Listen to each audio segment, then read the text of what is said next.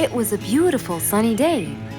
Feeling bright and early, Mrs. Sharpie was on her way to work.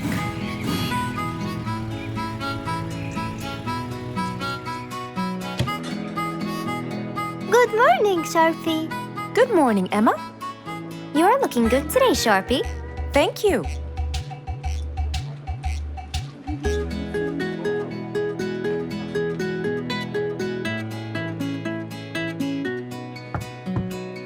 Come in.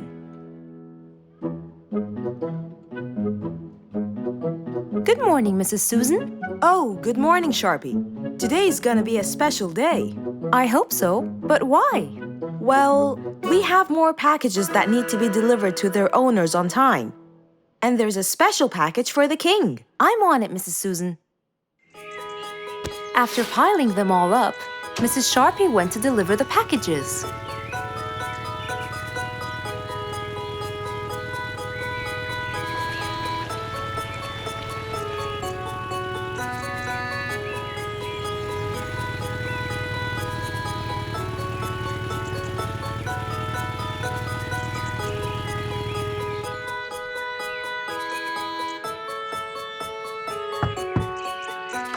Here's your package. Thank you, Sharpie. Just in time. Looks like delivering the next one is gonna take some time. After safely delivering the package to Mr. Camel, Mrs. Sharpie took off to the opposite side of the jungle to deliver a package for Mrs. Deer.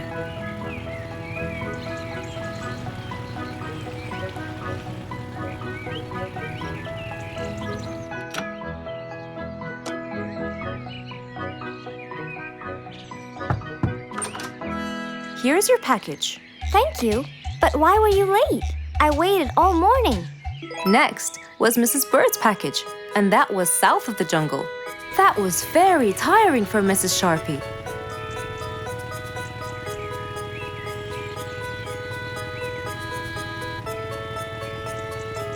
Mrs. Bird! Mrs. Bird! Here's your package. I thought you weren't coming. Thanks anyway. Next was Spike the Dragon.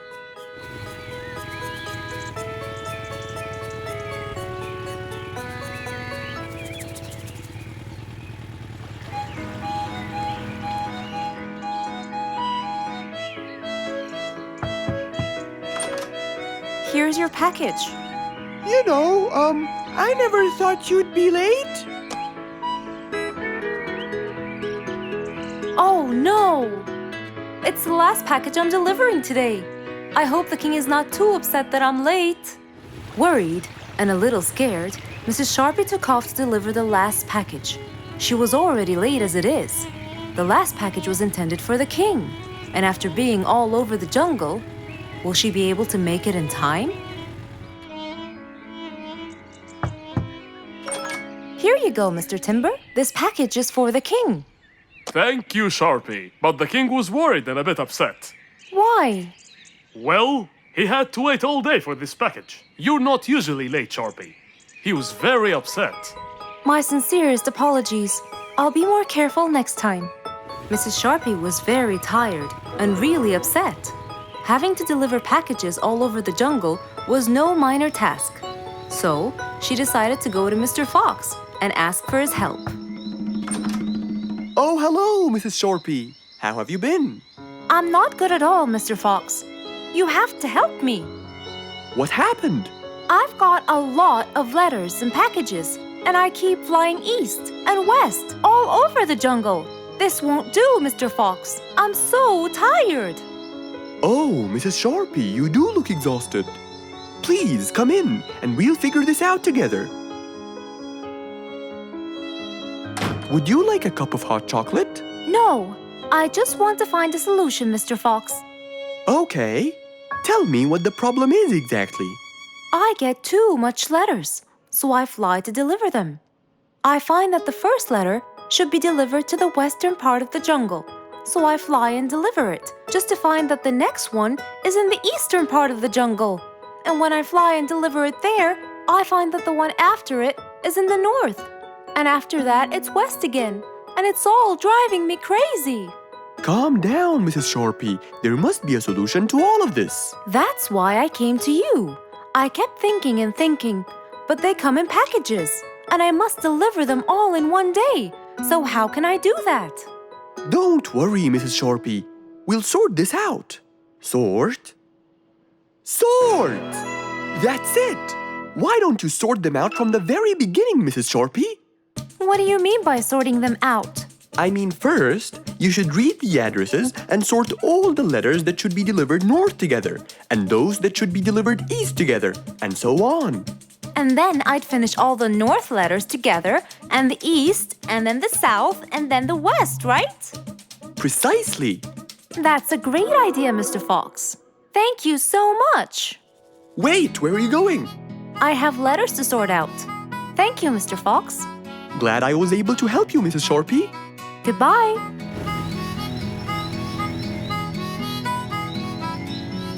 Happy with the solution she got, Mrs. Sharpie took off and looked forward to a new day with her new planned plot.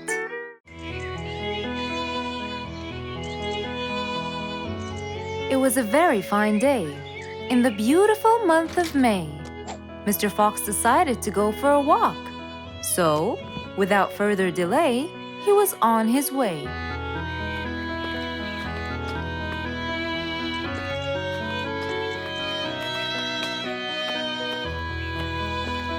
While Mr. Fox was walking, enjoying the sun and the trees, he heard a quarrel at a distance and someone saying, Stop! Please!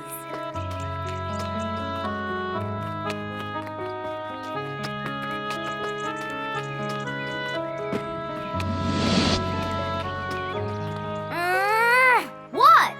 Can't a monkey enjoy a spring nap in peace? Nap somewhere else. I don't care. Excuse me? You splash somewhere else. You've got the whole ocean. That's more than enough room. What's going on here? I like it here, and I'm going to stay. You stink! Bingo? Bite me. Bubbles? I gobble you up, but I prefer a healthy diet.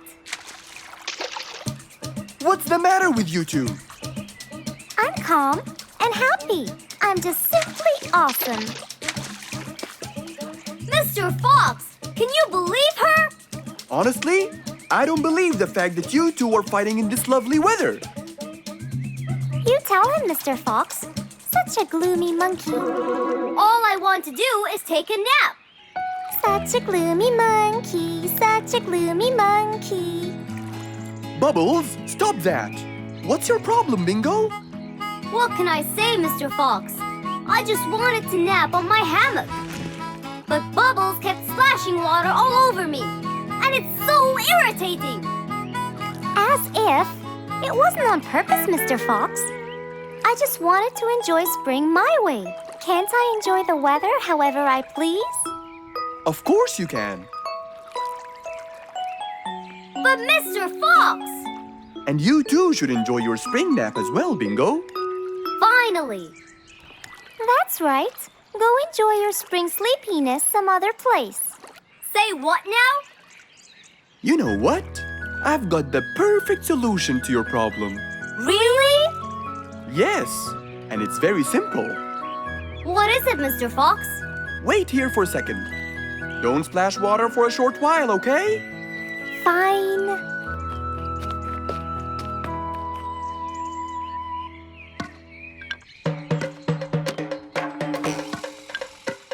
The hammock was very close to the lake. That's why Bingo got water all over him every time Bubbles splashed. But Mr. Fox wasn't gonna let them fight. He had the perfect solution for both their plights. What are you doing, Mr. Fox? Wait and see for yourself.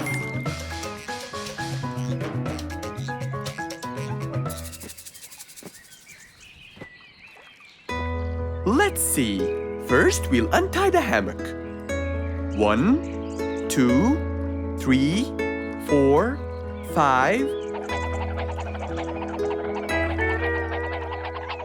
Now, we'll go a few more steps up and tie the hammock again. Here's good. There you go. Try it now, Bingo.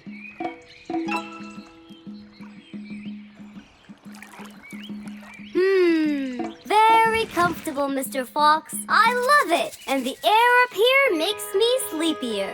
Bubbles, give me your biggest splash.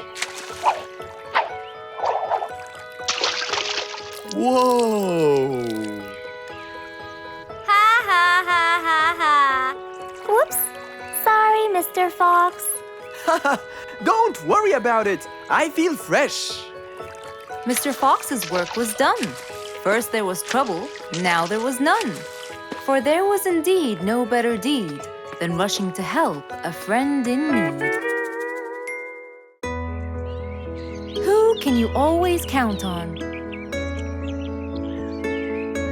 They're always there when you're feeling down, ready to draw a smile and remove that frown.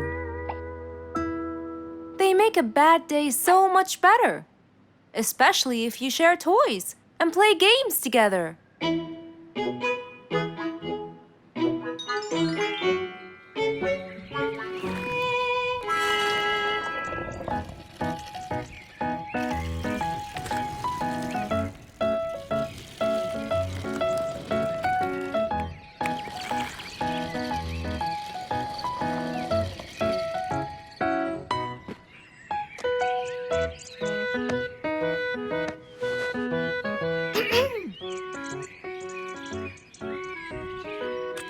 Officer Sherlock Fluffs?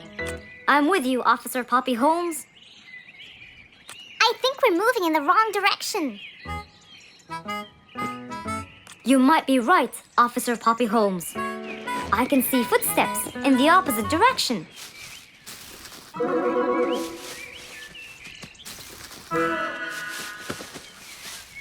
Officer Sherlock Fluffs. I think someone is after me. Run, officer! Run!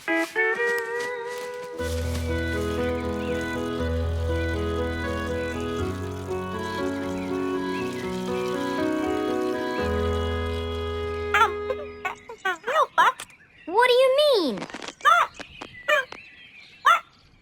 Poppy! Poppy! You there? Poppy! I can't believe we lost the connection. Poppy! Poppy, where are you? Filled with worry, Fluff searched and searched for Poppy, but he couldn't find her anywhere.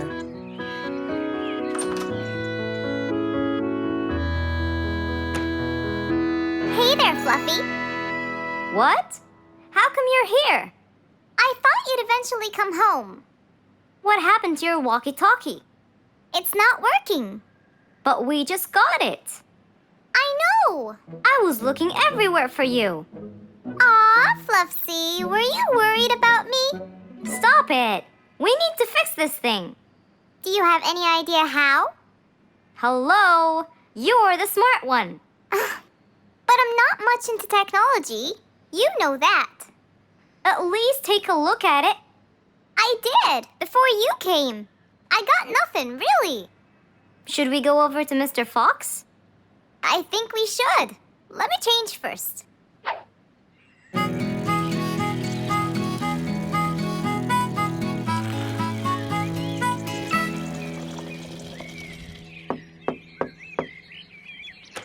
Hello. Hey! Mr. Fox, Poppy broke her walkie-talkie. I so did not. Don't fight, you two. Show me your walkie-talkie. Maybe I'll be able to fix it. Here. But I promise I didn't break it. I'll go to the workshop and see what's wrong with it. Thank you, Mr. Fox. Sure. You really think I broke it? Why else would it stop working? But I didn't. Well, I kind of think you did. You're unbelievable.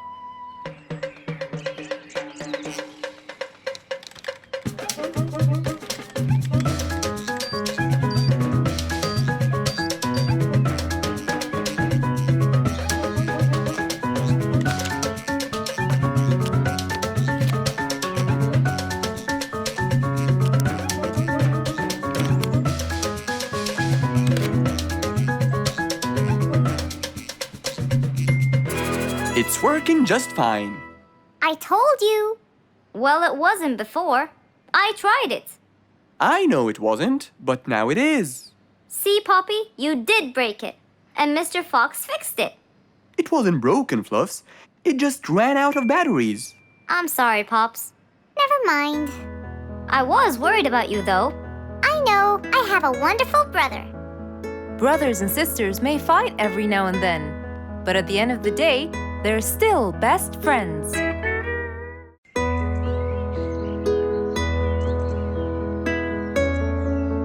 Roo is sad and looks really down. On his face, there was a frown. He had a cake, but he didn't care. And although it was his birthday, he said, "Life's not fair." Thank you, Mom. You're welcome, sweetie. Are you okay? Yeah, I'm fine.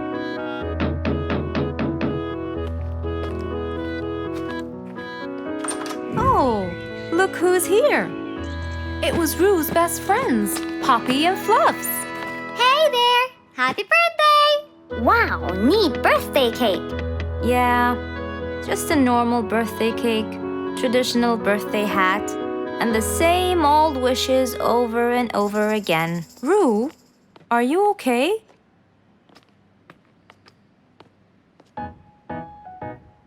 Bad timing, huh? He looks sad. I know, but the cake is still here. Oh, stop it. We have to help him feel better. It's his special day. A little bite won't hurt. Oh, sure, the cake won't hurt. But what about my fist? Fine, fine. What do you have in mind? Let's go. Where to? I know someone who can help. Mr. Fox? Duh. In an attempt to help their friend, Poppy and Fluffs went to Mr. Fox. Only he would know what to do.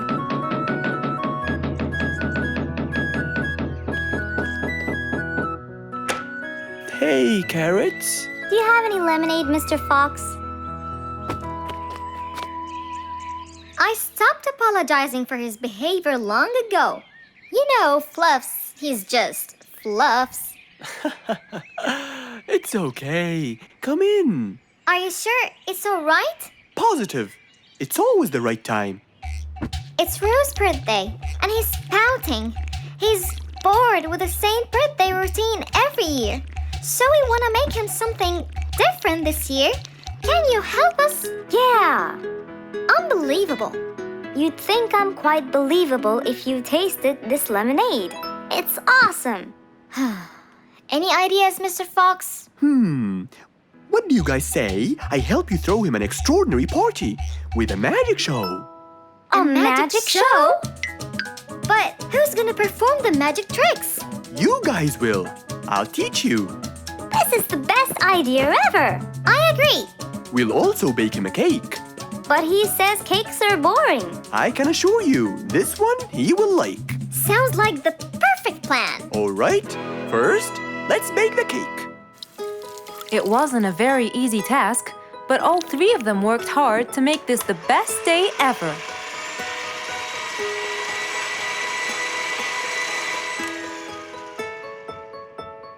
This is the coolest birthday cake ever. Now for the magic tricks.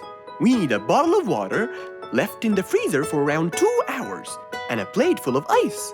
We'll also need some food coloring and soda. I'll get the color blue. I'll get the green and the yellow. And I think I'll get the red.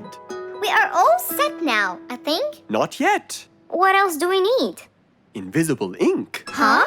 Fluffs and I will pour it over everything, including ourselves. And you, Pops, will give Roo this magic glitter. When he sprinkles it, everything will become visible.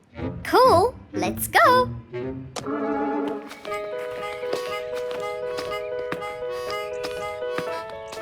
Let us pour the invisible ink now.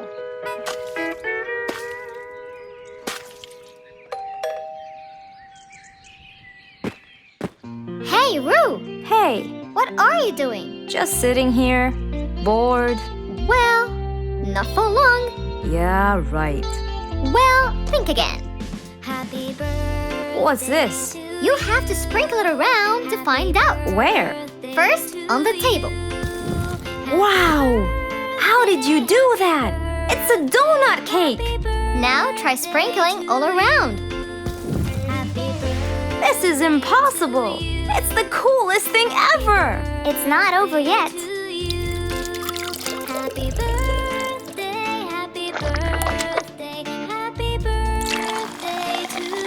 I can't believe you guys did all this for me! All thanks to Mr. Fox. He was a great help.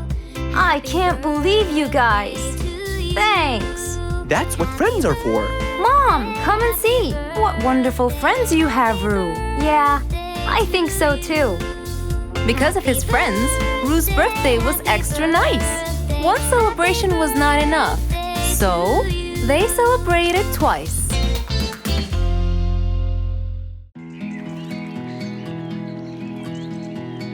What a beautiful morning! Mr. Falcon should have been here by now. He was supposed to get me some sugar candies from the other side of the river. I can't cross that river on my own. I can't swim. I'd better go to Mr. Fox. He'll tell me what to do. And since Mr. Fox helped many more, she went to him and knocked on his door.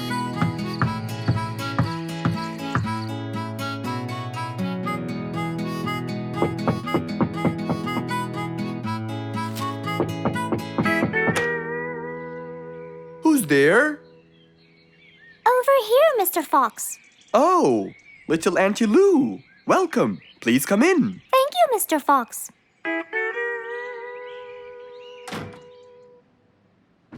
What can I do for you? Mr. Fox, my problem might seem small, and I know how busy you are, but Don't worry, Auntie Lou. Whatever it is, we'll find a solution. Tell me, what's bothering you? sugar candies. Sugar candies? But you love them. Yes, Mr. Fox, I do. That's the problem. The only place I can find them is by the other end of the river side, and I don't know how to swim. Well, how did you get them before? I had some friends who would cross the river and bring me some candies with them. But I can't wait for them to go every time. I want to be able to get them myself. I see. So you want a way to cross that river by yourself. Yes. Do you want to learn how to swim? Impossible. I'm so afraid of the water. It's my worst nightmare. Isn't there any other way, Mr. Fox? Sure there is. Let me think. Mr. Fox thought quickly and without delay, for there was already another way. He'll build a bridge for Auntie Lou, so she could cross whenever she wanted to. Little Auntie Lou, how wide is that river? Very wide, Mr. Fox. It won't be easy, but let's go. Into the workshop ran Mr. Fox. He grabbed some wood and his toolbox. He put them in his Jeep and hopped inside. Then he and Auntie Lou went for a ride.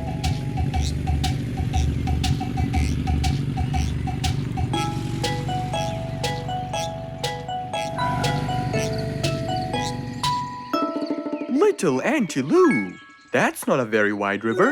But it is to me, Mr. Fox. You're only saying that because you're too big. Maybe you're right. Little Auntie Lou, let's get started.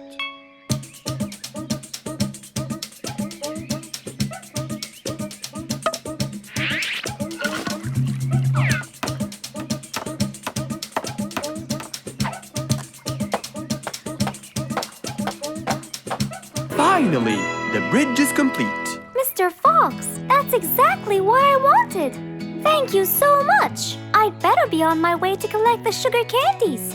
I've always dreamed of this.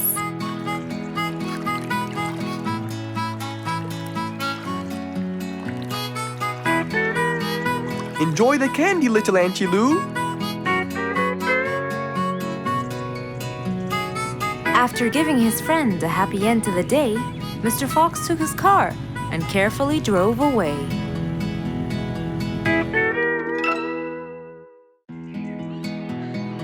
An autumn windy day. It was Jumbo's birthday. He was dancing and playing with his friends, hoping this day would never end.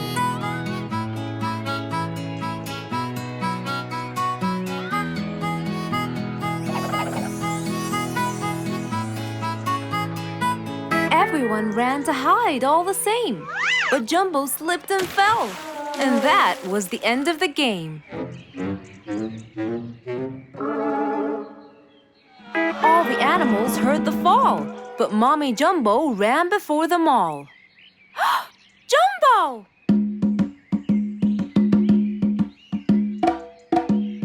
Oh, Jumbo. Combo, you have to take him to Mr. Fox immediately. So, without further delay, off to Mr. Fox's house they hurried away.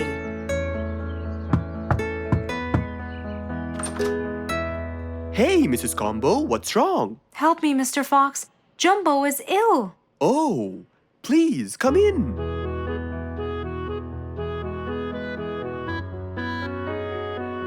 You look cold, Jumbo. I'll get you something hot to drink. Thank you, Mr. Fox.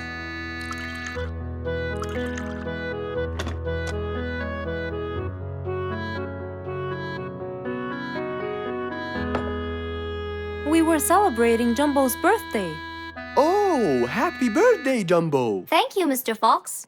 But as he was playing with his friends, he slipped and fell into the pond. He started shivering and sneezing. I feared he might be sick, so I thought I should bring him to you, just in case. Well, why don't you lie down, Jumbo, and let's take your temperature. Open your mouth. Say ah. Ah. Fever, stuffy nose, red dots all over his trunk. It's definitely sniffles. Oh my, sniffles? Don't worry, Mrs. Combo. It's just a sniffles fever. It will go away. All you need, champ, is some rest and just one pill of antidote. And when you're better, you can go back to play with your friends. Thank you, Mr. Fox. After thanking Mr. Fox, Mrs. Combo took Jumbo back home to let him rest.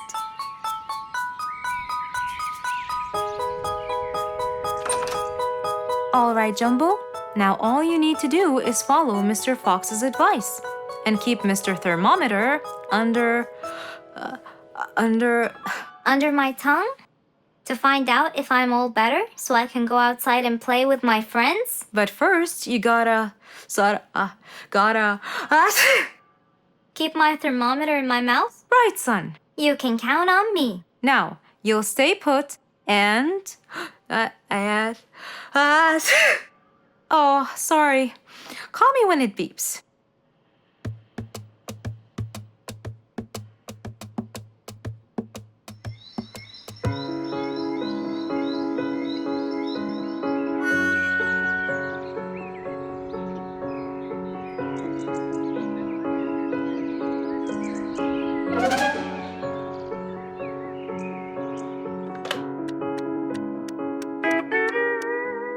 Hello, Frisky. How are you? Hi, Mr. Fox. Roo and I were playing and I'm about to win. Listen, Frisky. I'm going to visit Jumbo now and check on him. I'm sure he'd be really happy if you and Roo come with me. What do you think? Great idea, Mr. Fox. I want to check on him too. We'll meet you there. As agreed, Mr. Fox met Frisky and Roo at Jumbo's house. I'm coming.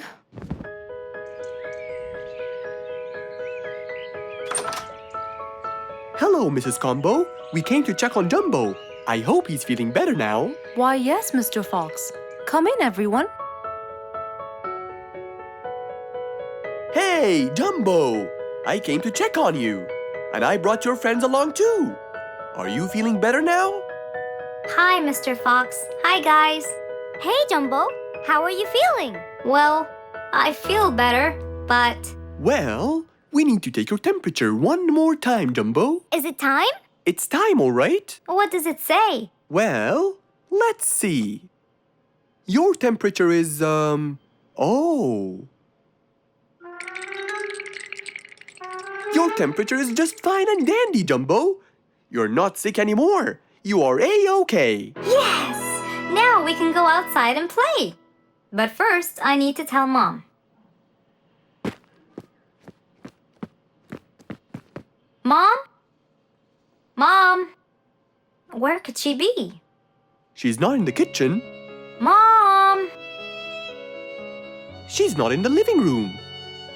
I wonder where she is. I'm here, in the bedroom. Mom, are you okay? I think I might have caught a case of sniffles too. Don't worry, dear. I'll be fine. Now why don't you go out and play hopscotch with your friends? I'll join you when I get better. But Mom, I won't be happy if I go to play and leave you here all by yourself. I'll be only thinking of you. So, what do you think you should do, little Jumbo? I have to sit here and take care of you, Mommy. You always take care of me when I get sick. I'll take care of you and never leave you alone. Oh, I love you more than anything in the whole wide world, Jumbo. Now it's time to take your temperature. Right, Mr. Fox? You're absolutely right, Jumbo. So rather than go out to play, by his mother's side, he decided to stay.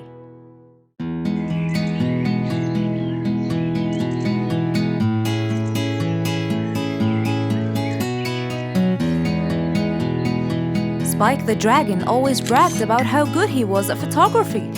And all he wanted was just one little chance to prove to everyone how talented he was. It didn't take long before someone actually recommended him to be the official photographer of King Rorik the Lion's birthday party. All done and send. Wow! That's a nice picture! Now we know who'll be our photographer. And immediately, Mr. Tiger sent a message to Spike. Oh! Finally, someone recommended me. I won't let them down. I promise. And so, Spike started to train and practice some more. His pictures were beautiful, and he felt so happy. Everything went well until the morning of the party.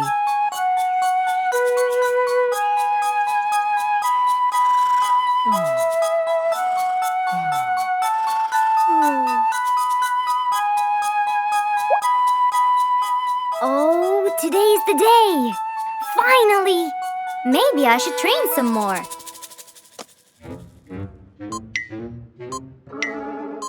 Huh? Oh no! What have I done?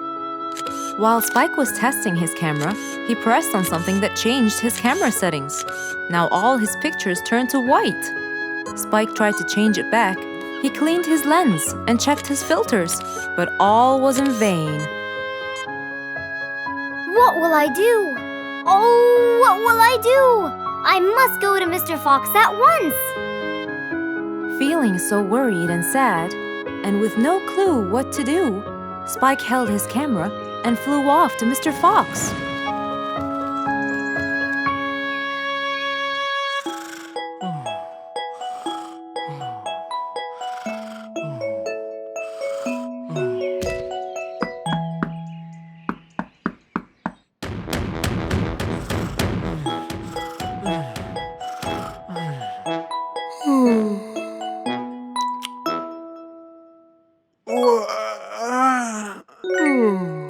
Who could it be this early?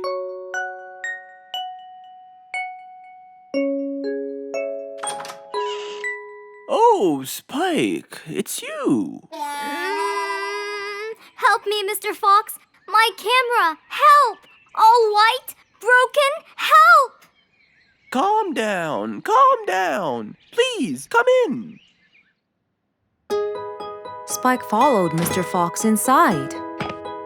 He sat down and started to speak slowly.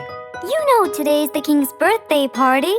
Yes, and you've been hired as the official photographer. Congratulations, Spike. Oh, Mr. Fox, it would soon be condolences. What? Why? My camera. It's broken.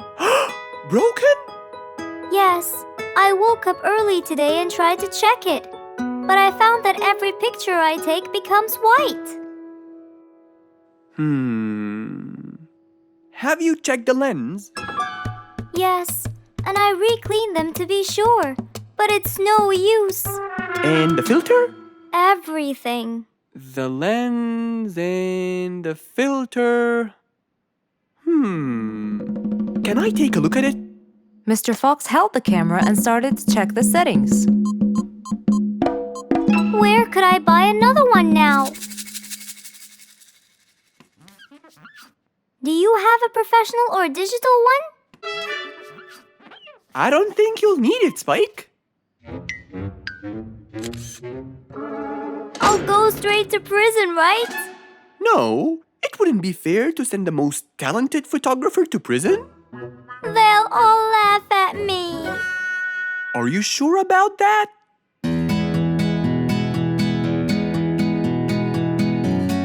Mr. Fox took a picture with the camera and showed it to Spike, who couldn't believe his eyes. Wow, it's back. What was wrong with it? Looks like you accidentally increased the gamma. Oh, I forgot to check that. Thank you, Mr. Fox.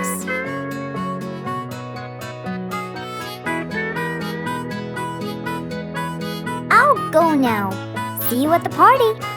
That would be awesome. With that, Spike walked out of Mr. Fox's place. He went back home with a smile on his face.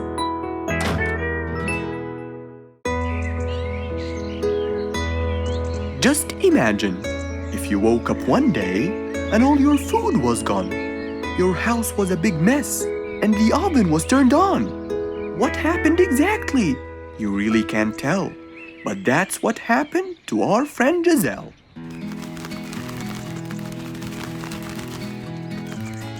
It was a lovely morning, just like all others. But when Giselle arrived, she was burdened with troubles.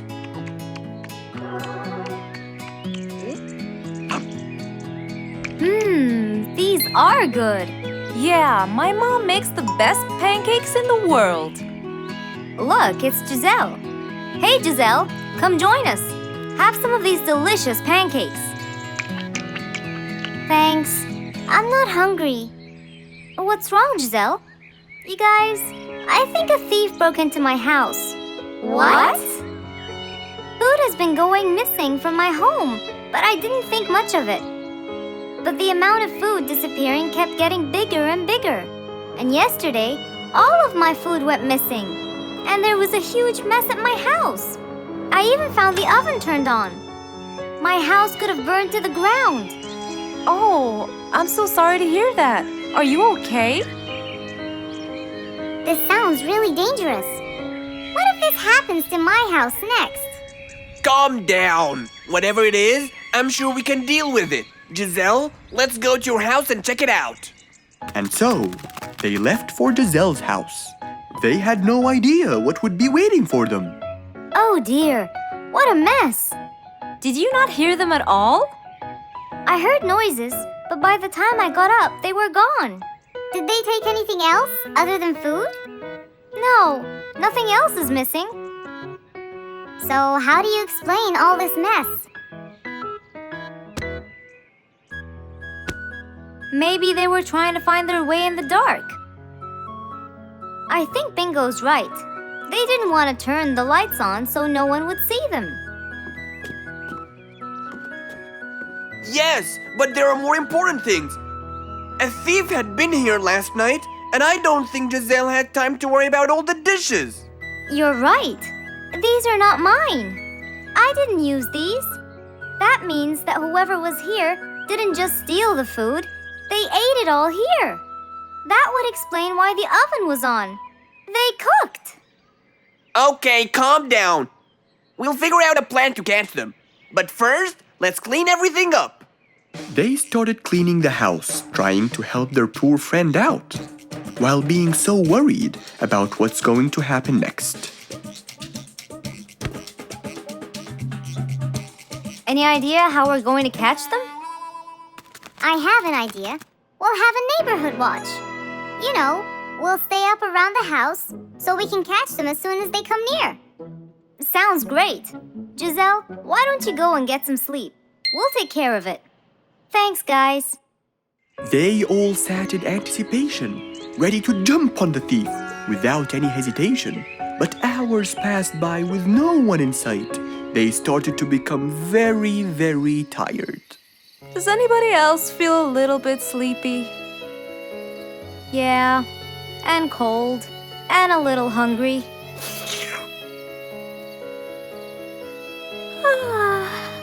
Parrot, do you see anyone from up there? No, no one's around. Guys, you can go home! I'll stay here for the rest of the night. I'm not tired.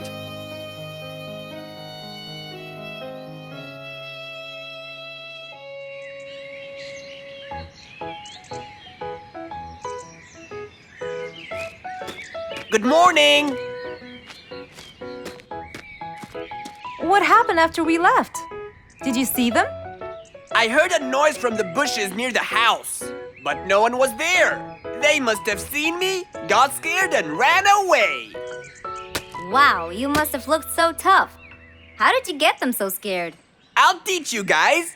First, you have to stand chin up, hands on your waist, and look so focused. Then, you walk back and forth in front of the house, so they wouldn't have a chance. Don't get distracted by anything, and most importantly, carry a weapon. A weapon? Yes, these are mine. A salt shaker and a ladle? It's a pepper shaker. You sprinkle it in their eyes and then hit them with a ladle. Ooh, scary. Okay, I think I got it. I'm going to be on neighborhood watch duty tonight. I'll go get ready. See you all later. And so, with a big responsibility to bear, Bingo guarded the house, steady and aware.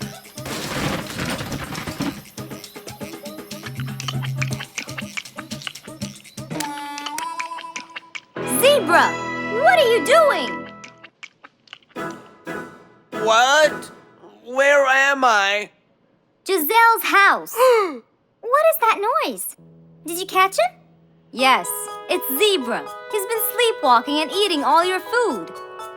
Oh no! Giselle, I'm so sorry. I wasn't stealing your food. This happened before. I sleepwalk a lot. Don't be mad. I can't believe it's been you all along. That is so funny. You're not going to tell everyone about it, are you? If she doesn't, I will. I knew you couldn't scare a thief away with a ladle. You could! You know what? I'm just happy Giselle is safe. I'll just go home now. I need some sleep.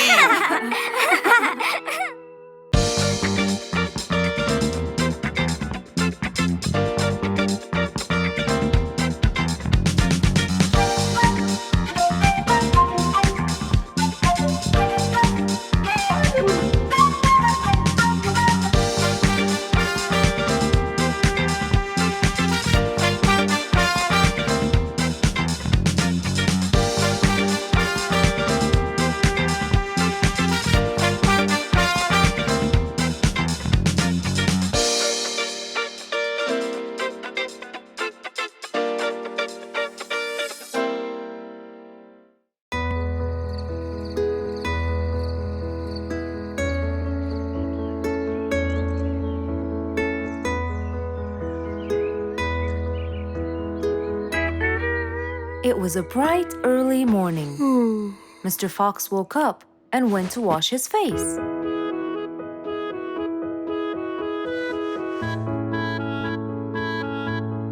Since he was feeling a little hungry, he went to prepare some breakfast. He prepared fruits, some cheese, a fried egg, and some veggies. He looked around for some bread, but couldn't find any. No problem. He'll go to the bakery and buy some. I guess I need to buy some bread from Mrs. Flute's bakery. Then I can have my delicious meal.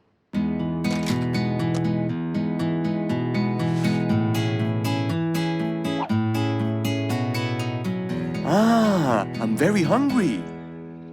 I'm sure glad the bakery is close by. I won't be needing my car.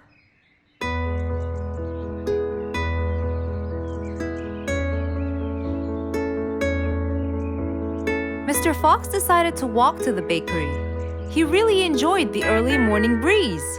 And on his way, Good morning, Mr. Fox. Oh, Mr. Falcon! How are you? Are you getting enough sleep? Yes, I can sleep most anywhere now, and it's all thanks to you, Mr. Fox. Glad to hear that, my friend. See you around.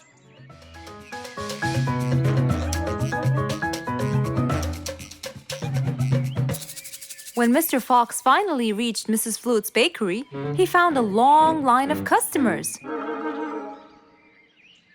He got in line and patiently waited his turn.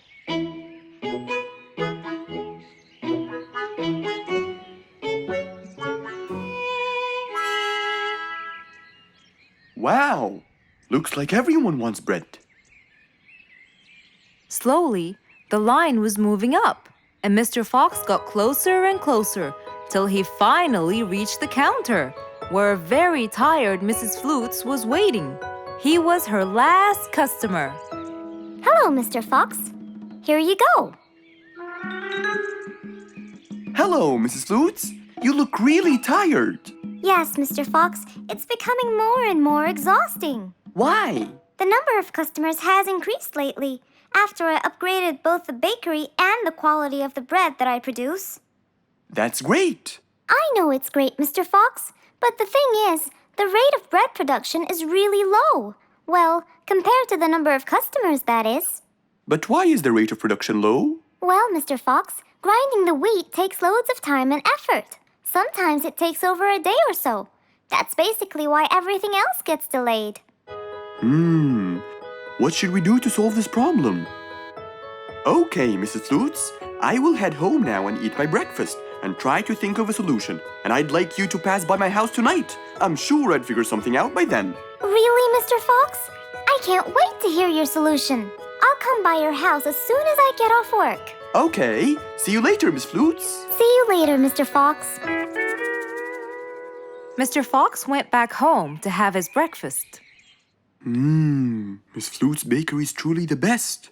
I have to solve this problem or she won't be selling any more delicious bread. With that in mind, Mr. Fox went to his workshop to give it some thought.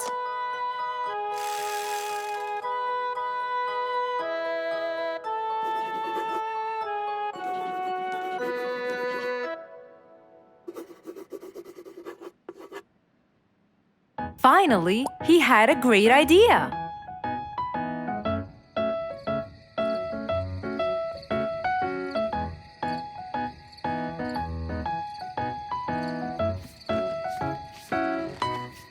That was a long day.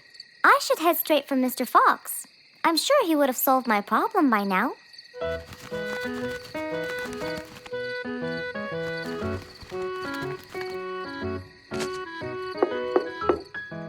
That must be Miss Flutes. Hello, Miss Flutes. Come inside. Hello. Were you able to find a solution to my problem, Mr. Fox? Well, why don't you try this new invention? A new invention for me? That's right. I made it specially for you. That's wonderful. It's a grinding machine to help you grind wheat quickly. Brilliant. But how will it help me? This machine is used to increase the rate of grinding the wheat, which is used to make the bread. So you can use it to grind a whole kilogram in no more than 5 minutes. And with that, the amount of time needed will decrease, and you won't be too exhausted. I'm really grateful to you, Mr. Fox. I have no words to express my gratitude. Friends help each other, Miss Flutes. You're really kind and generous, Mr. Fox. I want you to start using this new device tomorrow, and I will call you to check in every once in a while. Okay, Mr. Fox, I will. I'll be going now. Thank you again. Goodbye, Miss Flutes, and have a good night. And so, Mr. Fox waved goodbye to Mrs. Flutes. Then, he sat on his comfortable sofa. He looked out his window and admired the jungle he lived in for so long. He happily thought to himself, I love helping my friends.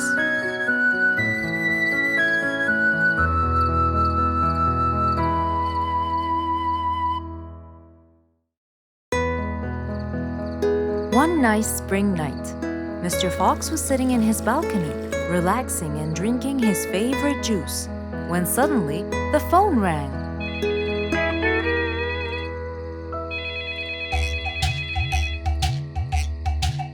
He wondered who would be calling him this time of night.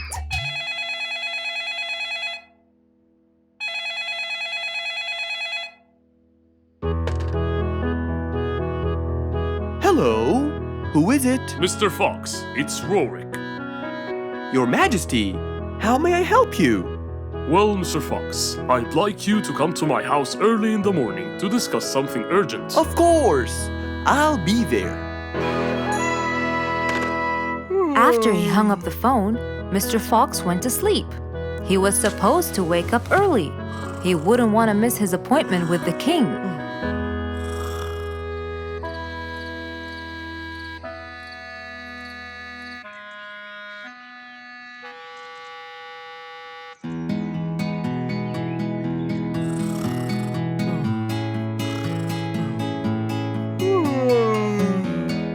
Early next morning, Mr. Fox woke up and went to wash his face. After that, he got dressed and was all ready for his appointment with the king. He got into his car and drove off.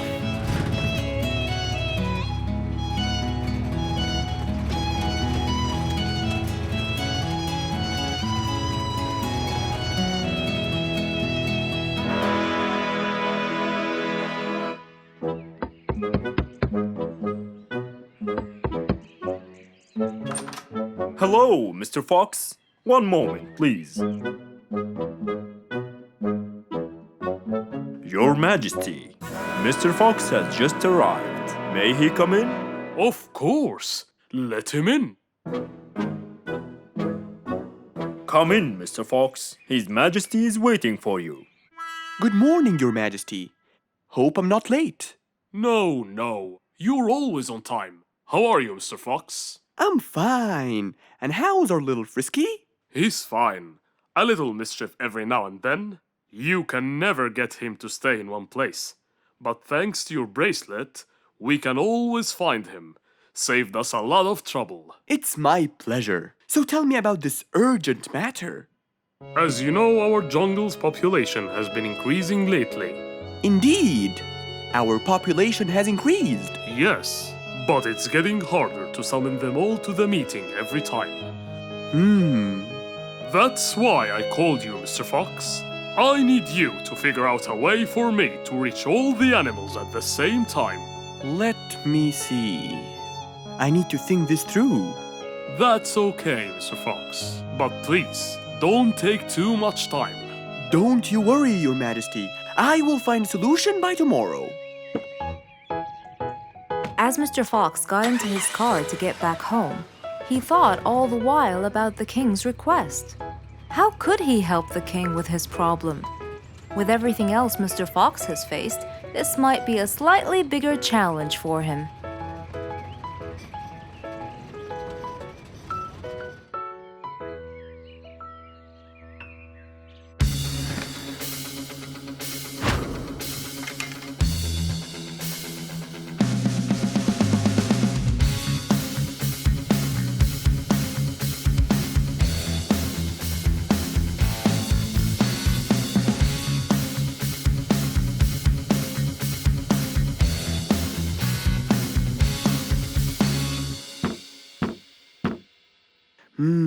This is more challenging than I thought. Maybe a short break will help. Mr. Fox went back to his house and sat on his sofa. Since he can't think anymore about the king's request, he thought it would be great just to relax and watch his favorite TV show. Everything was peaceful and quiet. But then suddenly, I got it! Mr. Fox rushed back to his workshop. He quickly designed a new device. He carried the new device to his car, and off he went to King Rorik's place.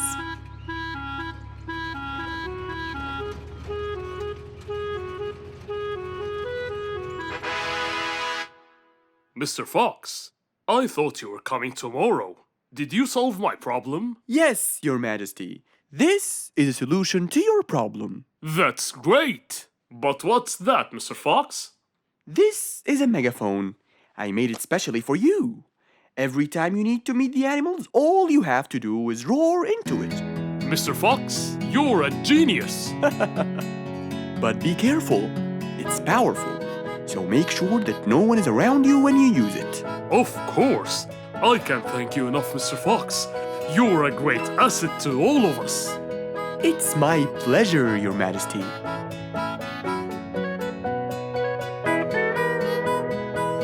Goodbye, Mr. Fox. Mr. Fox got into his car and waved goodbye to the king. He was feeling happy and pleased.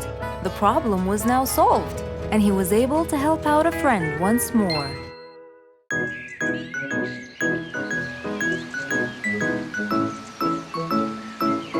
It was a beautiful Saturday morning. Since the sun was shining and the weather was nice, Mr. Fox thought it was perfect for morning exercise.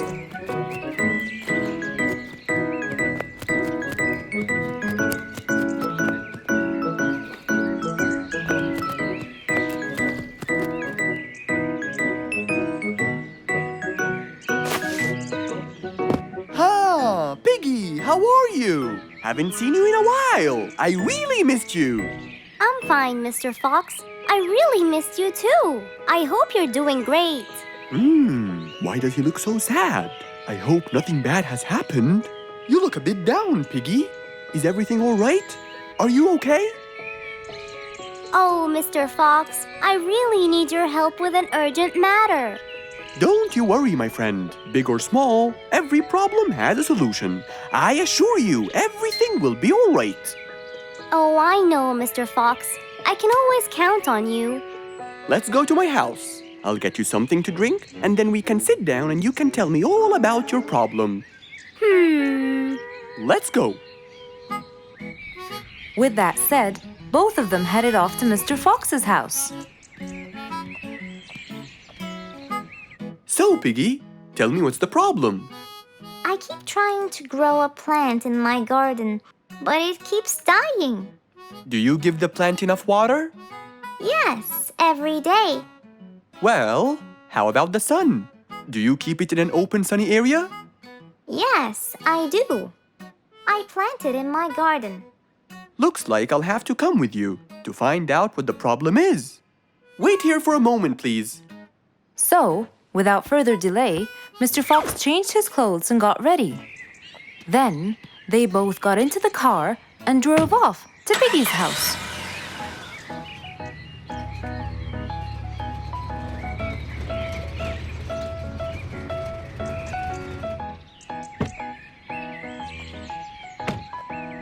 Look, Mr. Fox, these are the plants I told you about.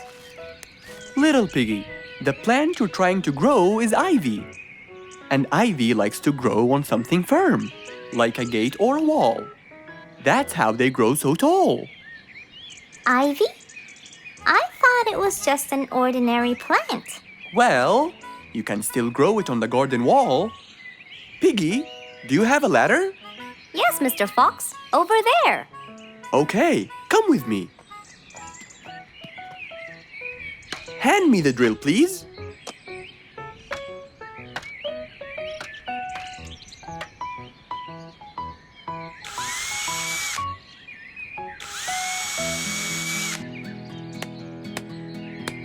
After drilling the holes and hammering the nails, Mr. Fox hung the ivy plant all across the wall.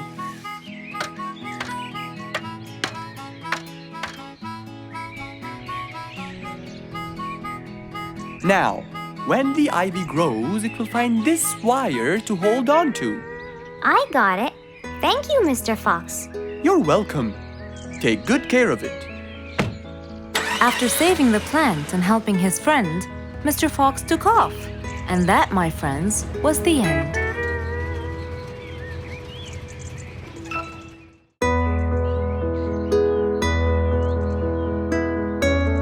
One bright sunny morning, as Mr. Fox was having his morning coffee and reading his newspaper in the balcony, his phone rang.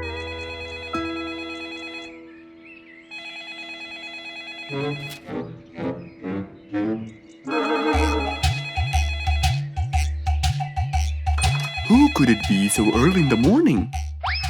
Hello? Hello, Mr. Fox. It's Rorik. Oh, hello, Rorik. How are you today? Not very good, I'm afraid. Why is that? My piano. I tried playing it today, but it sounds weird. How so? I don't know. Could you please come and check it out? Sure, I'm on my way. Thank you, Mr. Fox. I'll be waiting for you. And I'll be right there.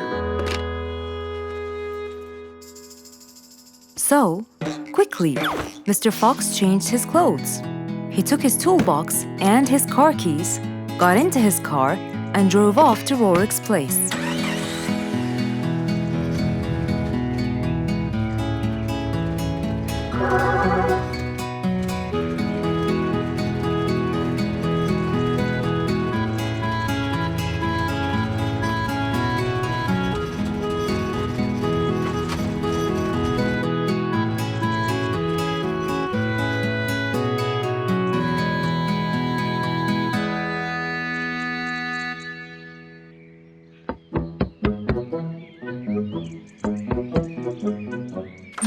Hello, Mr. Fox. One moment, please. Your Majesty, Mr. Fox has just arrived. Of course. Let him in. Come in, Mr. Fox. His Majesty is waiting for you. Good morning, Rorik. I came right away. Oh, you're here, Mr. Fox. Please help me with my piano. It's the only thing that comforts me. Don't worry, Rorik. I'll see what I can do. Mr. Fox started to check the piano. He tried playing a few notes. What is it, Mr. Fox? Is it broken? Mr. Fox, please answer me. It sounds horrible. It's not broken, Rorik. It just needs tuning. Do I have to buy a new one? No, Rorik. It's very simple. I can tune it for you. Really? Thank you, Mr. Fox. I almost had a heart attack. However, Oh no, not that word. I'm sorry, but it might take a while. Oh, it's okay. I can wait. Okay then, I'll get started. Please, Mr. Fox, do your best. It's my everything. Don't worry, it'll be good as new. Mr. Fox opened his toolbox, grabbed a few things, then started to work.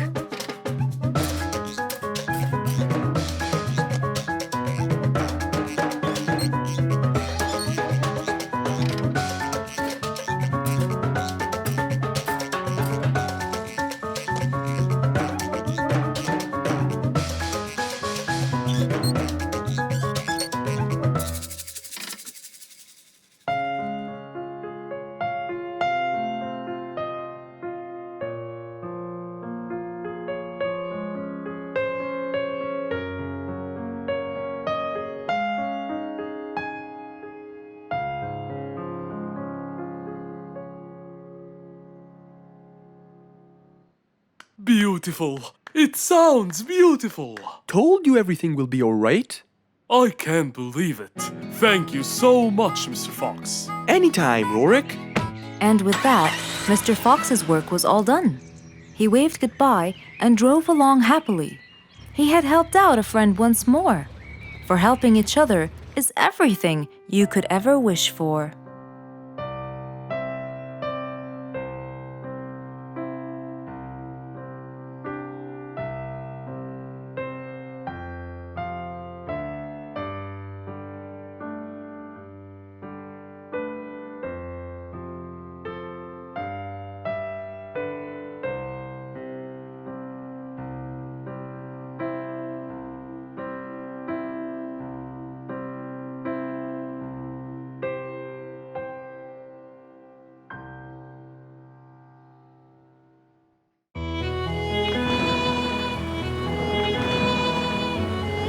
One day, the mighty eagle flew to his nest.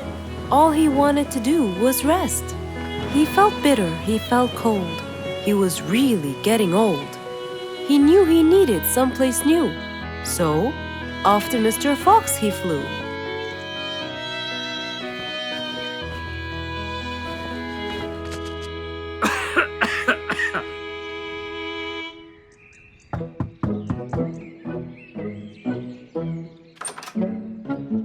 Oh, hello, Mr. Eagle. You look so tired. Please, come in. Thank you, Mr. Fox.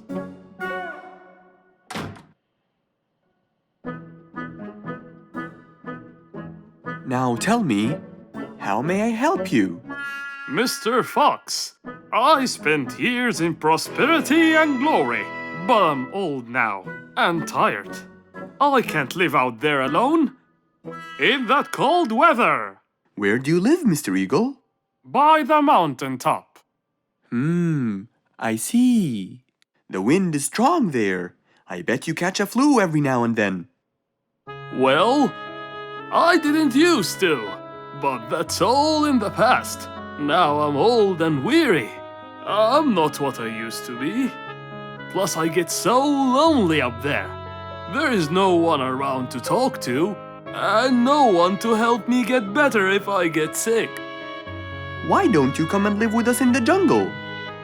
I looked around, but I couldn't find the right place for my huge nest. I'm too old to build a new one, and I can't really stay in someone's home. Mr. Fox kept thinking for a while. What could he do to help his dear old friend?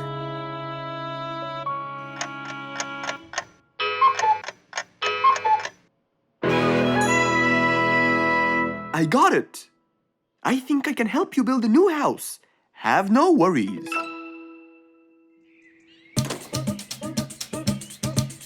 Mr. Fox quickly grabbed his toolbox and hopped into his car.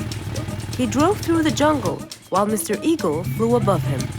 He stopped in front of a tree that looked both old and firm, right in the middle of the jungle. Lots of animals and birds lived around here. What a beautiful place, Mr. Fox. Wait till you see what I have in mind for you. Mr. Fox started to work. He put a ladder against the tree and counted the steps up.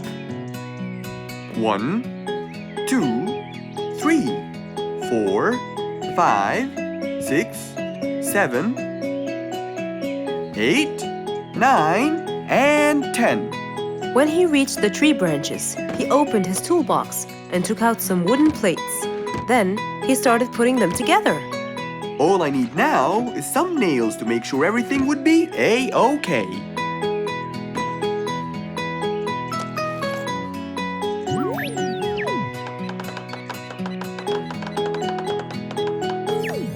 We're almost done, Mr. Eagle. Can't wait to see what it will look like, Mr. Fox. Oh my! What a wonderful treehouse! And it's all yours, Mr. Eagle. My own home. I can't believe it. Thank you so much, Mr. Fox. You're most welcome. As Mr. Eagle got inside his new house and closed the door, he felt a happiness like never before. He knew Mr. Fox's idea was truly the best, for there was comfort, there was warmth. He felt really blessed.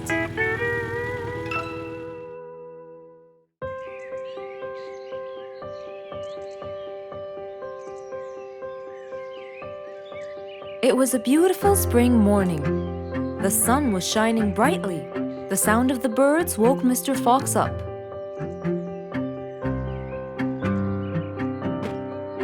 He changed his shirt, put on his tie, and his vest. Then he drank his tea. It was delicious. After reading a shop manager ad, he got into his car and drove off.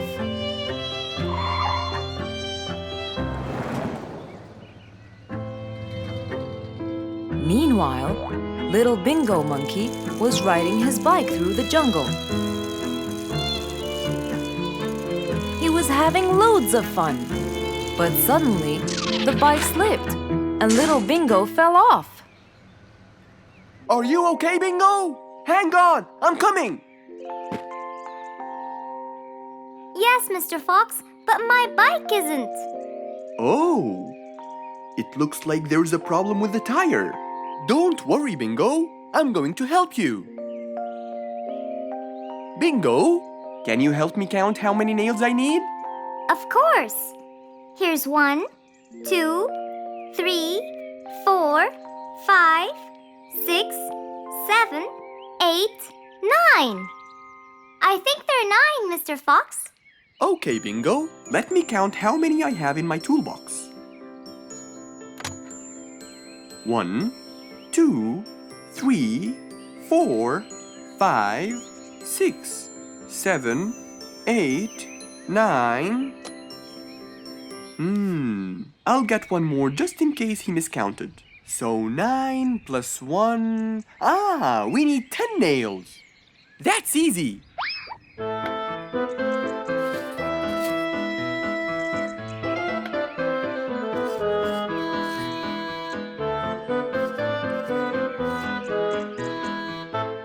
Okay, Bingo. It's all done. Thank you so much, Mr. Fox. You've helped me a lot. Come on, give it a go. So once again, little Bingo rode along happily.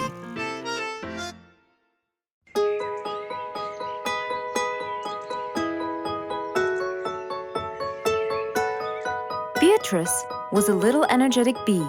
She wakes up early, eats her breakfast, and checks on her honey. Then she goes out to collect some nectar. That smells great. I'll take some from here. Wow, that looks fresh. Here's my favorite type. And so, she went collecting all the nectar she needed, and when she was all done, she went back home. But as Beatrice came closer and closer, she could see that someone had been to the hive. Oh no! My honey! It's all gone! Who could have done this? Beatrice looked right and left, but no one was there. Sadly weeping with grief, she went to the place where she might find relief. Oh, Beatrice. How have you been? Mr. Fox! Beatrice, what happened? Someone stole my honey and destroyed my hive! Who would do such a horrible thing? I have no idea! I was out collecting nectar, and when I came back, I found... Calm down now, calm down. I don't know what I should do. Mr. Fox felt sorry for Beatrice. He kept thinking of a way to prevent this from happening again. Aha! I got it! You know who did this? No, but I can prevent this from happening again. Really? Really? Come with me. At once, Mr. Fox ran to his workshop. He grabbed some steel, some wooden plates, and his toolbox. He then hopped into his car with Beatrice by his side and drove away.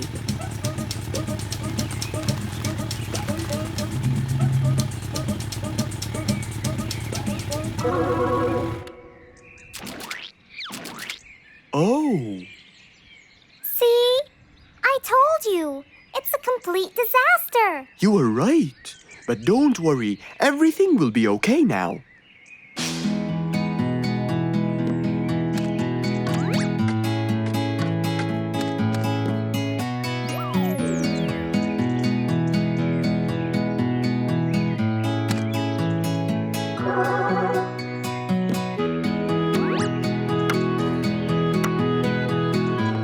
Mr. Fox started to work. He got the wooden plates and built a box out of them, which he put on the tree branch. Then he surrounded the box with steel. He made sure the nails went in properly and made a door for little Beatrice. Now, all done. Wow, it's amazing. Thank you, Mr. Fox. There, take this too. And what's this? This is the key to your hive, so no one would enter without your permission. Really? Oh, I can't thank you enough. Don't worry about it, Beatrice.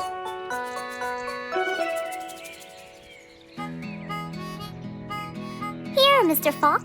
This is for you. What's this? It's one of my delicious honey jars. It's the best kind I've got. Oh, you didn't have to.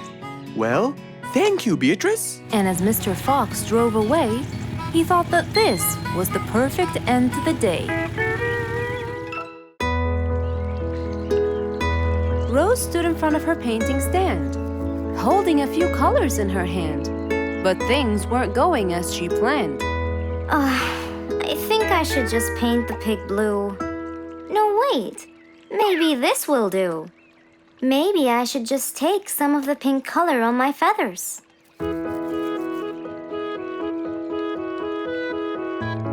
This isn't working. Maybe I should call Mr. Fox. He might have some clue about what I should do.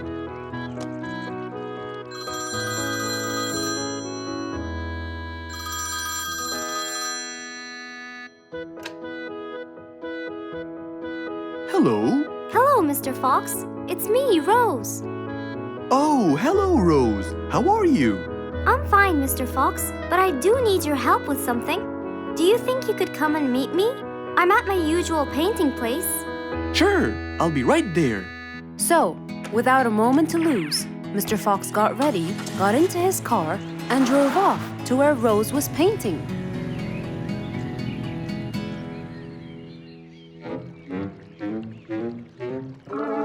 Oh, Mr. Fox. I'm sure glad you're here. I tried everything, but nothing seems to work. What are you trying to do, Rose? I was just trying to get some pink paint, Mr. Fox. I'm not sure that this is the right way to do it, Rose. Well, what should I do? Do you have an empty color palette? Of course. So, what colors do you need? I have red, blue, yellow, black, and white. But I still need pink, green, orange, purple, and brown. Let me see. If we take a bit of red and a bit of white, we can make pink. Oh, it's just like magic. How about the other colors? Do you want to try? Why, yes, I would. But which colors do I use? Use your imagination, Rose. I want to try red and blue. Okay. Wow! Now I can paint my violets purple. Do you want to try again? Sure. This time I'll try red and yellow. Nice. Now you have orange. It's beautiful, Mr. Fox. But I'm still missing green. Well, let's see. We still haven't mixed blue and yellow, have we? Right! This is a really cool shade of green. Now you can paint all you want. But, Mr. Fox, what about brown? Right. I almost forgot. Let's try orange and blue. Yes, that's it. I really can't thank you enough, Mr. Fox. Don't worry about it. I really like your painting. You do? Yes, it's quite colorful. Well, thanks to you. Now, whenever you're missing a color, all you have to do is try some together. All the colors that Rose once knew, when mixed together, turned to something new. Pink, purple, orange, and green. Something she had never seen.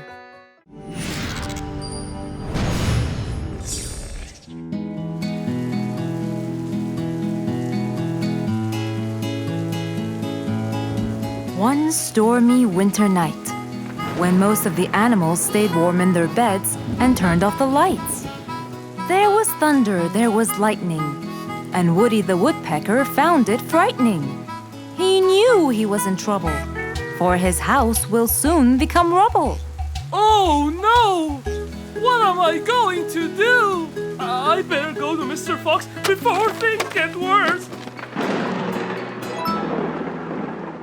With a nice cup of hot chocolate, Mr. Fox continued reading his book when the doorbell rang. It was winter. No one would walk in the rain unless they had a complaint. Woody, what are you doing walking around in such cold weather? Hurry, come in.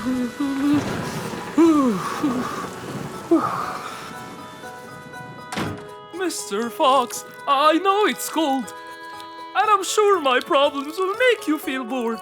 But I need your help. Of course. Don't worry. Have a seat, Woody, and I'll get you a hot drink. It must have been terrible to go out in that storm. Okay, thank you, Mr. Fox. So, what exactly is your problem? My roof, it gets ruined by the rain. Oh, I keep fixing it every now and then, but now, every winter is a nightmare. here you go, Woody. Thank you, Mr. Fox. So tell me, what happened to your roof? The rain makes it damp. Sometimes I fear it gets too damp. It might fall. Oh, you're right. That's a serious problem. Well, will you help me? Mr. Fox knew he couldn't stop the rain, but he couldn't let Woody's efforts be in vain. There had to be another way. I have an idea. We need to guide the water off your roof. But how can we do that? Well, we need to visit the jungle shop. But first, we'll wait for the storm to pass.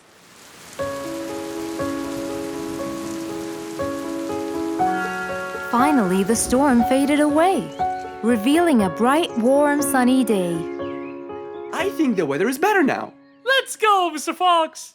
Mr. Fox and Woody hopped into the car, and off they drove to the jungle shop. So, what will we buy from here, Mr. Fox? A sloped roof. A roof? But how will we transport it? Oh, don't worry. There's a new type of roof. They sell them like, pieces of a puzzle. Oh, that's smart! Yep. Mr. Fox and Woody chose a nice big red roof. Then, off they went to Woody's house. Mr. Fox got a ladder and climbed up. He started to fix the roof from the top. Now, all we need is to put the pieces together.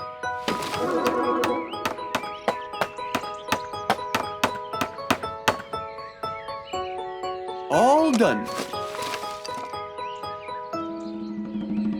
I'm coming down. Wow, it looks great!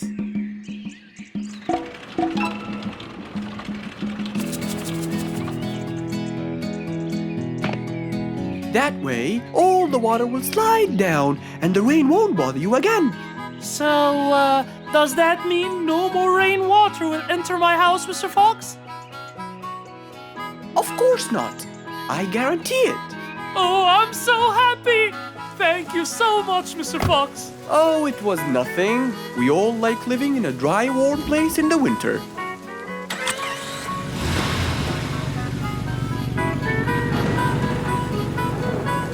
Woody thanked Mr. Fox, for now he could enjoy the warmth and comfort of his house.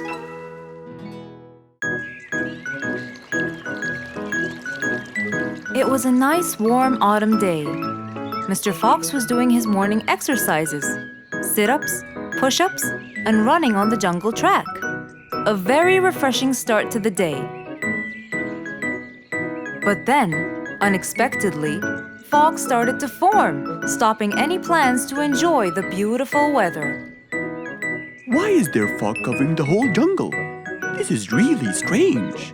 It's been happening a lot lately. I really hope everyone's all right. I should head home now. Oh, I think I should probably stay home today. I don't have my morning newspaper yet. And how would I? It's impossible to see. Aha! Wait a minute. I'll try calling Mr. Falcon. He'll definitely tell me what's going on. Mr. Fox held the phone and dialed Mr. Falcon's number.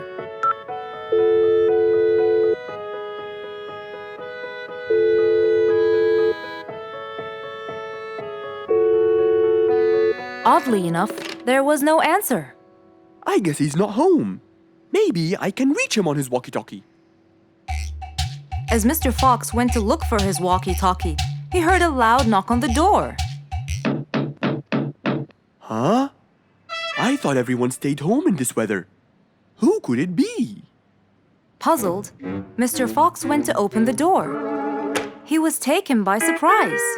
It was Jack the horse. He stood there holding a briefcase and looking smart. Jack was a very busy business horse. He was always rushing to keep a tight schedule. But today, something seemed off. He looked like something was bothering him. Oh, Jack, what a nice surprise! It's been a long time since we met. How have you been? Come in. Thank you, Mr. Fox. But I don't want to waste any more time. I'm on a very tight schedule. Of course. Can I bring you... I don't have time. I just needed to talk to you urgently, Mr. Fox. Have a seat, please. And as you know, time is money.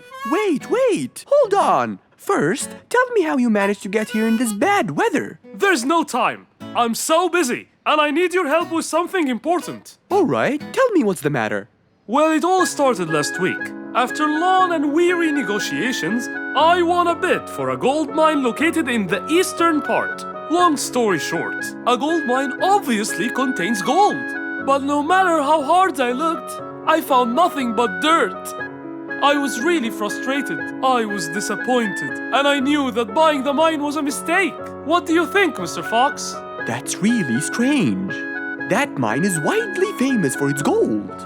I have an idea. We go there now and see what we can do. But wait here for a second. I need to bring something that will help us. Are you sure you don't want to drink anything? Yes, thank you, Mr. Fox. But please, hurry up. You know that time is money, and I can't waste any more time. I get it. Just give me 2 minutes. Too much, Mr. Fox. So, Mr. Fox went to his room to change his clothes, trying to be quick. Then, he went to his workshop. He looked everywhere for his metal detector. When he found it, he took it and went back to his house, where Jack was standing there looking at his watch, with that usual impatient look on his face. Mr. Fox, why are you late? I have a really important meeting tonight at 8, you know. We're making a deal, and I don't want to waste any more time. You know that time is money. Time is money. I know that, Jack. But now we're wasting more time, aren't we? Right. Let's take my car, Mr. Fox. Okay. The fog had gradually started to clear away, and the vision became clearer and clearer. But as Mr. Fox was about to get in the car, something happened.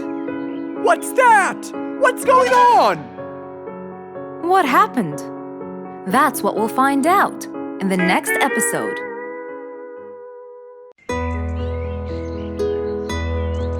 It was a bright, early spring morning. Still feeling a little sleepy, Mr. Fox opened his eyes and got out of bed.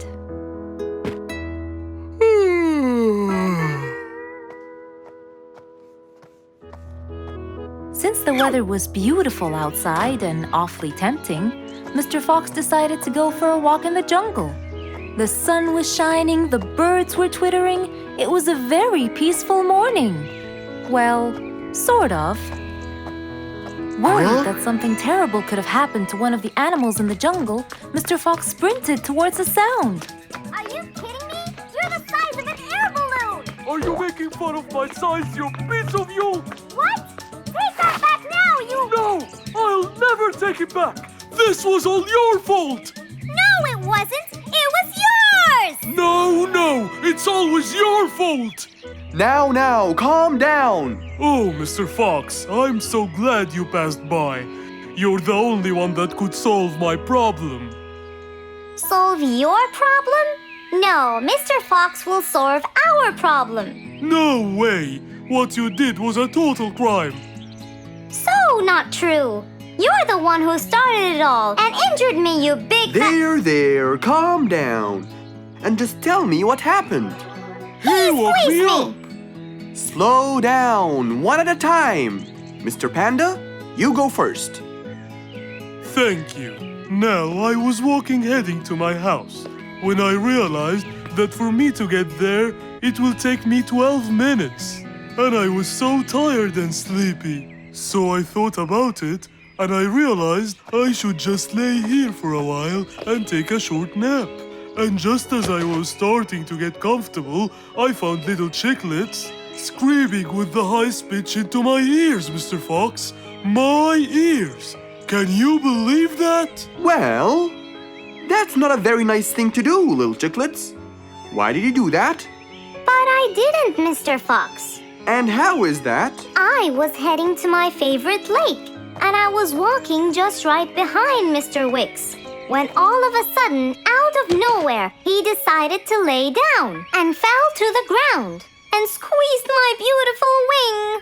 And if it wasn't for my high-pitched voice, I would have been dead by now. Well, that was pretty dangerous, Mr. Wicks.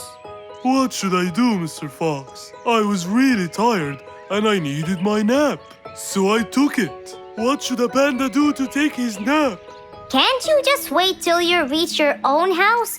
Or at least look behind you before you decide to fall down? My house is 12 minutes away, and all the walking had already stolen away all my energy. I had to take a nap to recharge. I can't keep on walking forever. Then look behind you or sleep next to a tree or something.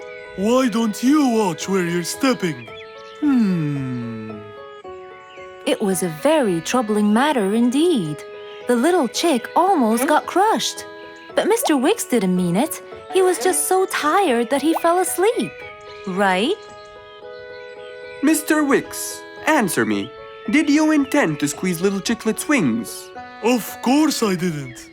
Were you aware that you were going to take a nap in the middle of the road? Actually, I vividly remember. I walked to the tree side first, but when I woke up, I found myself in the middle of the road. How many naps do you need per day?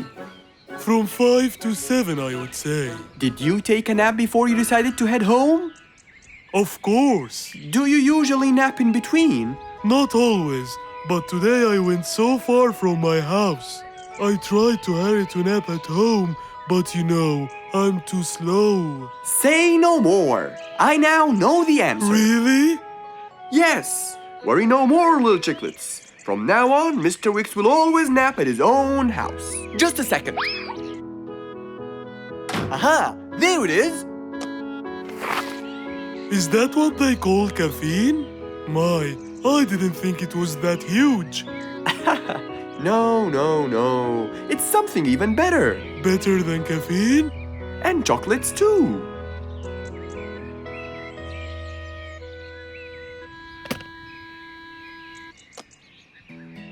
Wow!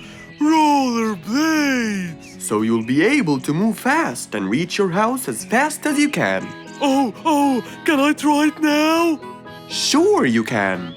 Wow! Whee! Yahoo! Thank you, Mr. Fox. Anytime you need me, I'll be there.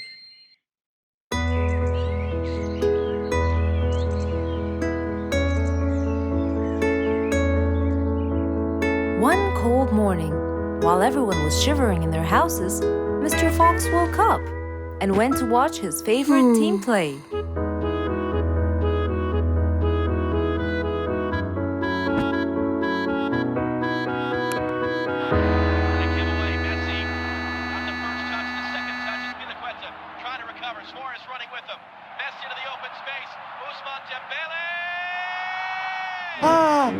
He's going to win! I wonder who could it be so early? Wait a second! I'll be right there! Good morning, Woody! How are you? It's been a long time since we last met. Oh, Mr. Fox, it has been a while. Tell me, have you finished building Nate's ship? Yes, Mr. Fox. I used teak and bamboo. Nate liked it a lot. He took it out on a trip. He and his friends had so much fun. Great! Mr. Fox, I noticed how beautiful your flowers look. You take really good care of them. Of course. And you know what? I'll tell you everything I know about flowers.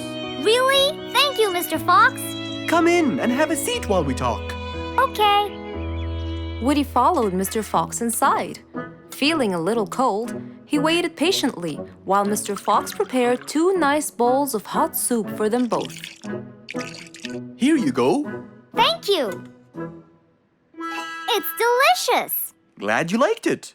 Now tell me, What's bothering you, Woody? How did you know that something was bothering me? I know you all too well, my friend. Okay. You know, it's really nice and warm here. Yes, warm weather helps me think and relax. Well, Mr. Fox, I'm sure you know that I've been a carpenter for a long time now. Of course. And during the winter, my business blooms. And my customers increase because I sell them the wood they use for their fireplace. Very good. But where's the problem? The problem is, they're not all the same. So each customer needs the wood to be suitable in size for his fireplace. That's true. And as you know, I work alone. So I take so much time and effort to cut and adjust the wood to suit each and every customer in this jungle. Sounds like a serious problem. He looks really worried. Okay, Woody, why don't you come with me to my workshop? It's round the back. There, we can think together and I can invent something to help you solve your problem. I really hope so, Mr. Fox. Don't worry, we will. I know. And you taught me that there's a solution to every problem. And Mr. Fox solves every problem. Ha ha ha! That's right, Woody.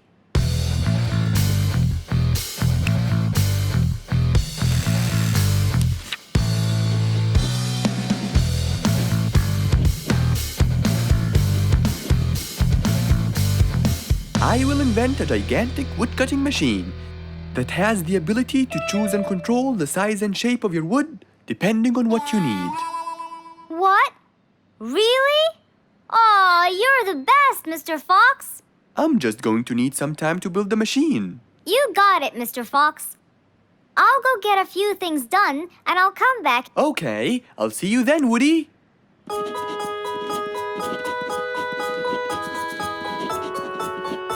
Mr. Fox started designing his cutting-edge invention. He knew that is exactly what Woody needed to help him with his carpenting business. And because he was making this device for Woody, he thought he'd add a bit of color to make it all even more special. Finally, this is it! Mr. Fox's size-adjusting wood-cutting machine.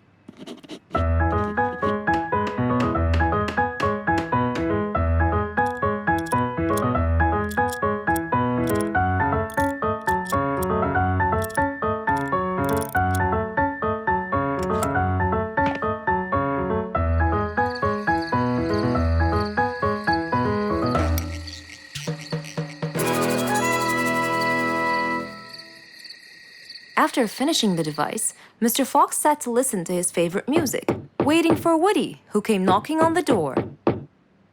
Hello, Woody. You're right on time. Have you finished building the new machine for me, Mr. Fox?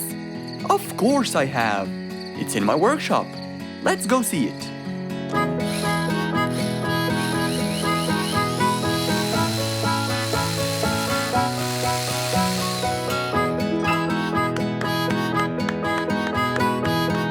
Fantastic! I don't know how to thank you, Mr. Fox. I'm really grateful for what you've done. Don't thank me. I only did what I had to do. I'd better be off now to cut more and more wood. Have a wonderful evening, Mr. Fox, and thank you again. Good night, Woody. See you soon.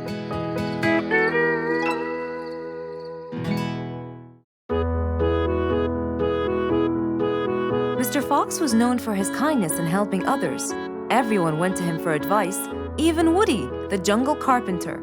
After being assigned the task of building a really big ship, he went to Mr. Fox, seeking his wisdom.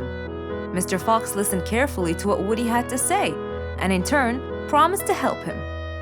He started a research on shipbuilding, and after hours and hours of hard work, he finally got it. Yes! I've got it! But there is something I need to check first. Mr. Fox went for a walk in the jungle, looking carefully at every tree on his path. Then he stopped in front of one and said, Yes! That's the one! Immediately, Mr. Fox took a paint bucket. He wanted to mark the tree, so he wouldn't forget which one it was. After that, he got into his car and drove off.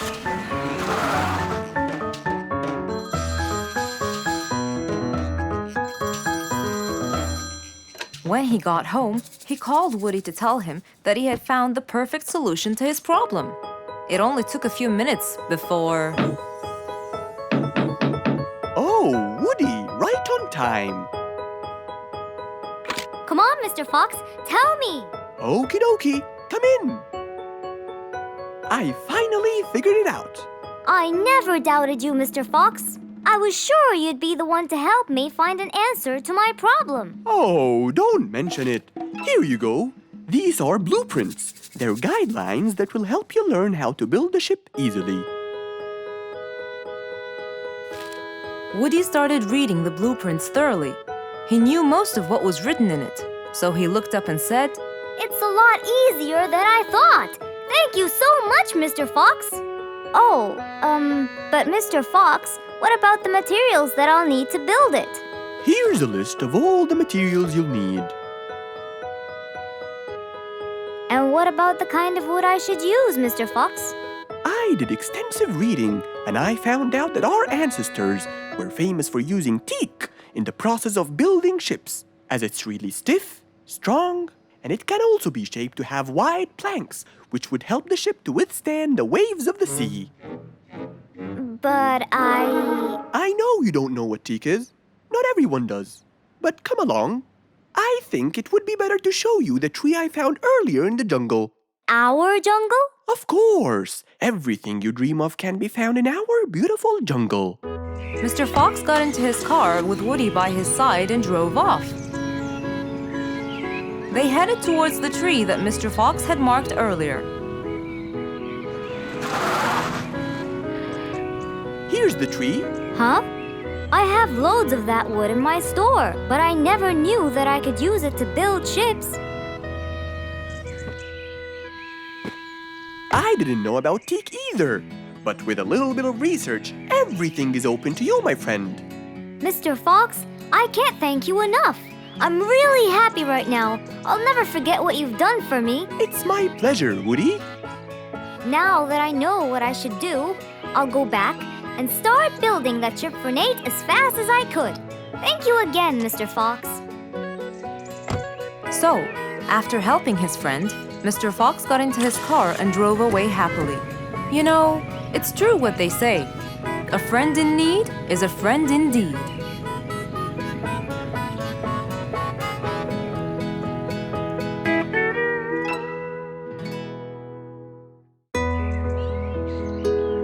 It was a bright sunny day. Mr. Fox had had his breakfast and was now out doing his morning exercises. It was then when he saw Woody, who was passing by. Ah, Woody, how are you? Haven't seen you in a while. I really missed you. I'm fine, Mr. Fox. I really missed you. I hope you're doing great. Why does he look so sad? I hope nothing bad has happened. You look a bit down, Woody. Is everything all right? Are you okay? Oh, Mr. Fox, I really need your help with an urgent matter. Don't you worry, my friend. Big or small, every problem has a solution. I assure you, everything will be all right. Oh, I know, Mr. Fox. I can always count on you. Let's go inside. I'll get you something to drink, and then we can sit down and you can tell me all about your problem. Let's go. Woody followed Mr. Fox to his house. There, Mr. Fox prepared something special for Woody to help make him feel better.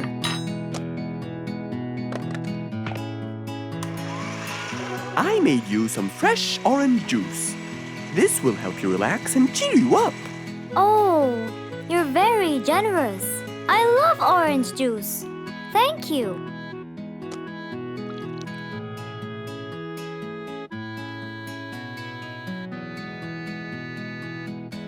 Mr. Fox, I'm really sorry to bother you over and over again, but I had no choice. Oh, no worries, my friend. You know, Mr. Fox, I'm the jungle carpenter.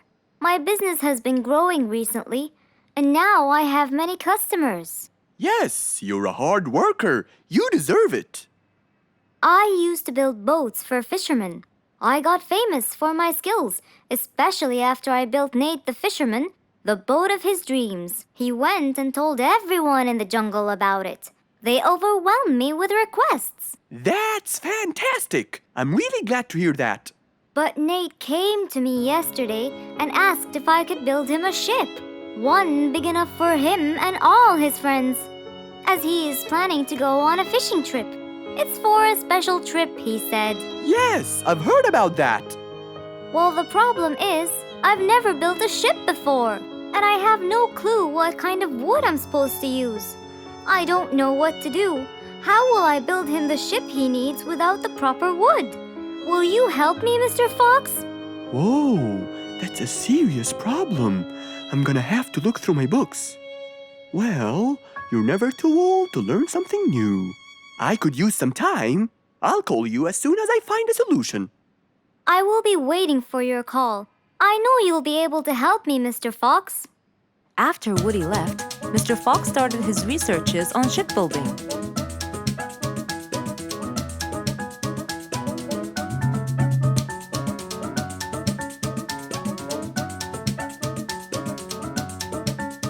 After hours and hours of hard work, he finally got it. Yes! I've got it! But what did he get? We'll find out in the next episode.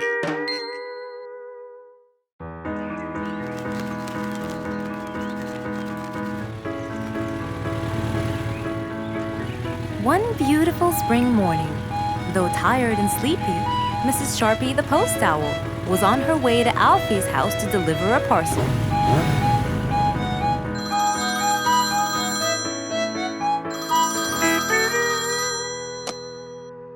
This is Alfie. Who is it?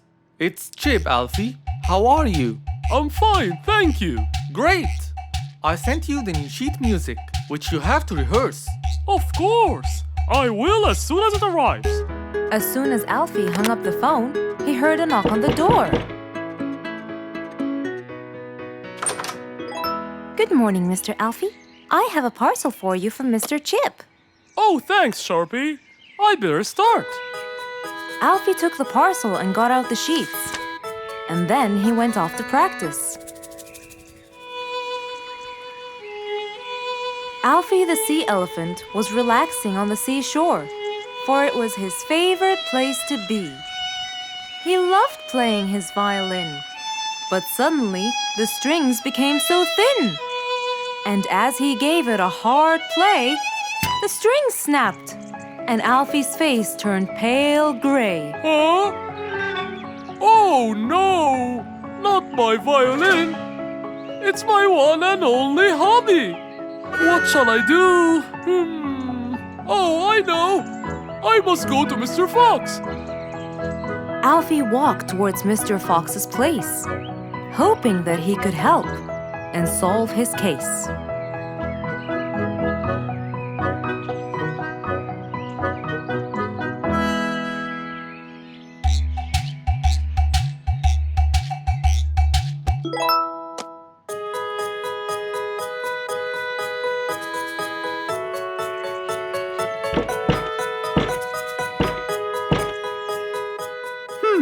I wonder who?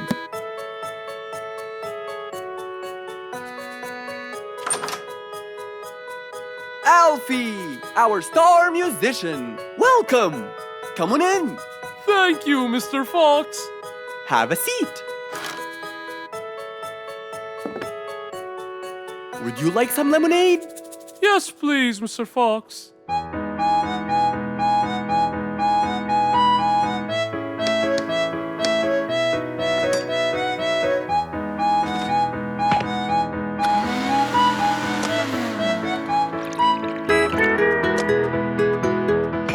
Mr. Fox came back with a glass of lemonade. He gave it to Alfie, then he noticed his violin. Oh, what happened to your violin?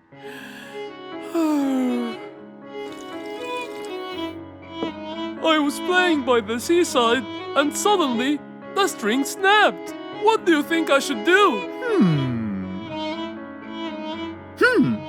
Well, we can simply buy some new strings and change them. I already bought them, but I don't know how to change them. It's my first time. No problem. It's easy. Now let me teach you how to replace them. First, we remove the old string by twisting this till it's loose. Then, we pull the broken string out of its hole. After that, we twist the tuning peg on the other end and pull the other end of the string from its hole as well. See? Now the whole string is out. We insert the thin end of the new string into the hole of the tuning peg. Then, bend the string around the hole like that and fix its other end into the other hole.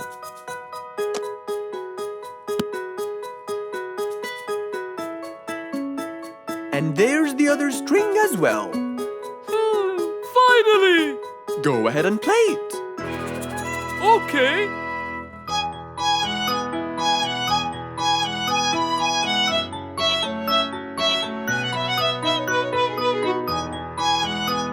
With his violin finally fixed, Alfie walked out the door. He went back to play on his favorite seashore.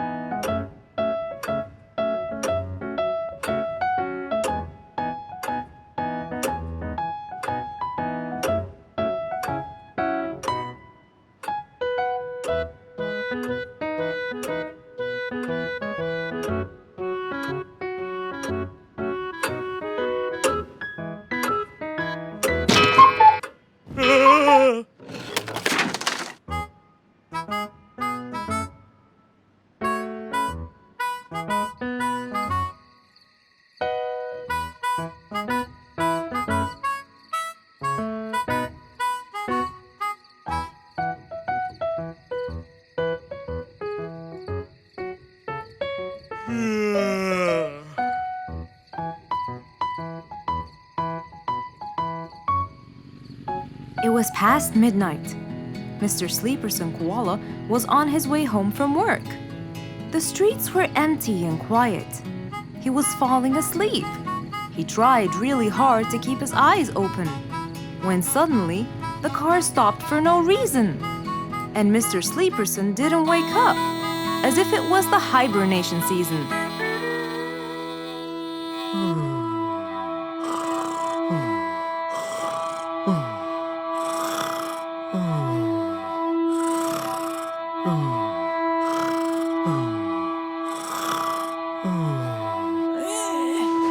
What is that? Mr. Sleeperson fell asleep on his driving wheel. The horn was too noisy for Mr. Fox to bear. He tried to block the sound out, but it was no use. He pulled his cap over his head, put earmuffs, but it was all in vain. He couldn't bear that horrible sound any longer. What a horrible sound!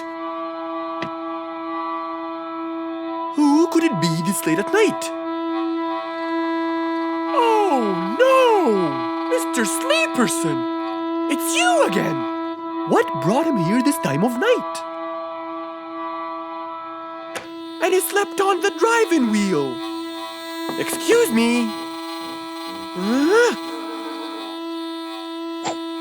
Mr. Sleeperson! Hello? Hello?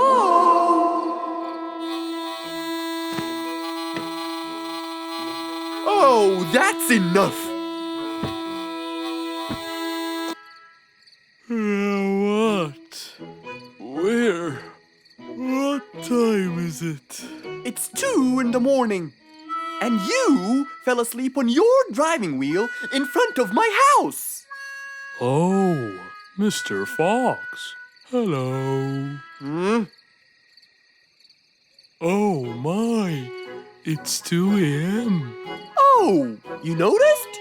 So how can I help you, Mr. Fox? Help me? Help me? You're the one in front of my house. What am I doing here? I don't know. You tell me. I was fast asleep when I woke up to that horrible sound of your noisy horn. Oops. Sorry. I must have fallen asleep while I was driving again. My bad. Never mind that. Could you please drive all the way to your own house without falling asleep or bumping your head against the horn? Oh, sure, Mr. Fox. Have a good night. Good night. But as Mr. Sleeperson tried to start the car, it wouldn't start. Huh? Oh, man! Oh, Mr. Fox, wait! Help! Now what? The car won't start. Is that so? Can you check it for me, please? Of course! Mr. Fox walked back to the car and started to check it out.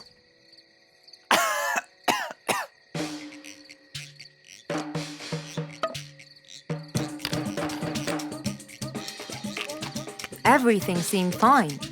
However, when he lowered the hood cover, he found Mr. Sleeperson sleeping in the back seat. He couldn't control his anger. He banged the hood cover. But Mr. Koala was still asleep. Mr. Fox decided to hop into the front seat and try to start the car himself. Huh? Mr. Sleeperson! Your car is out of fuel! Who? Where? Your car is out of fuel! No way! Oh, What will we do now? you have to fill the tank! Okay. Mr. Sleeperson! What? Wake up! I'll fill your tank for you. I have some fuel in my house. Oh, that would be great.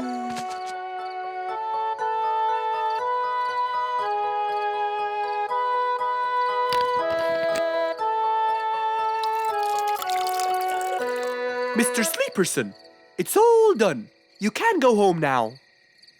Oh, thank you. Thank you so much. You're welcome.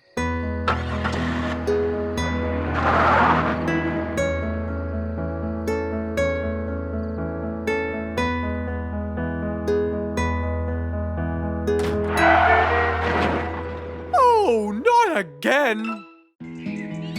One day, the whole jungle decided to celebrate their new king, Rorik the lion. He was young, active, and picky, and known for his loving spirit. After his coronation, King Rorik moved to his new mansion and started to check it out.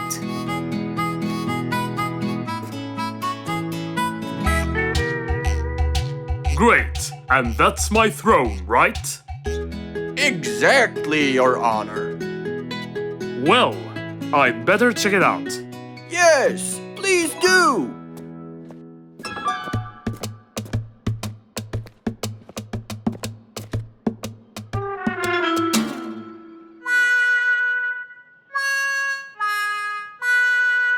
Ah, timber!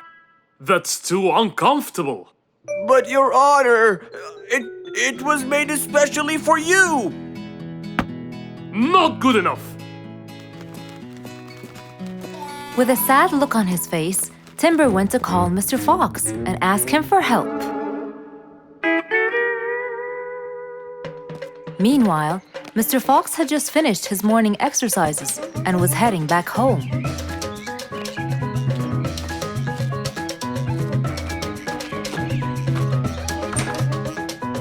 After a cold shower, he changed his clothes and had some tea.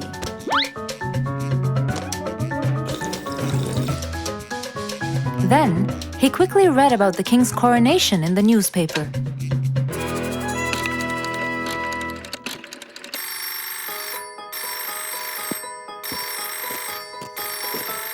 Hello? Hello, Mr. Fox. Can you please, Hello, Mr. Fox. This is Rorik. Oh, hello, Your Highness. How may I help you? I need you to come immediately. There's a huge problem, and I'm pretty sure that you're the only one who can help. I'll be right there. So, Mr. Fox quickly took his keys, hopped into his car, and drove towards the king's manor.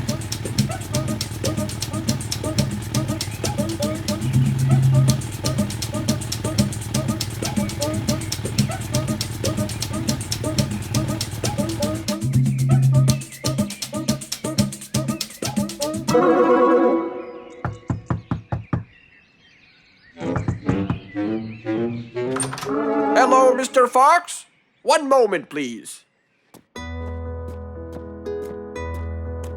Your Majesty, Mr. Fox has just arrived outside requesting an audience. Of course. Let him in. Come in, Mr. Fox. His Majesty is waiting for you. Good morning, Your Highness. What seems to be the problem? Oh, Mr. Fox. Good, you came quickly. Always at your service.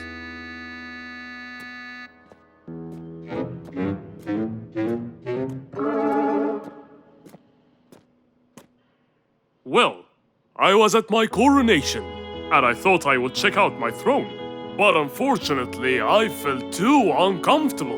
Can you believe that I'm gonna rule the jungle on an uncomfortable throne? But I hear it was carved out with the best kind of stone. But it still hurts my back. Oh my! Anyway, I've decided to design my own throne. What a great idea! But I need your help to make it as soon as possible. It will be my pleasure, Your Highness.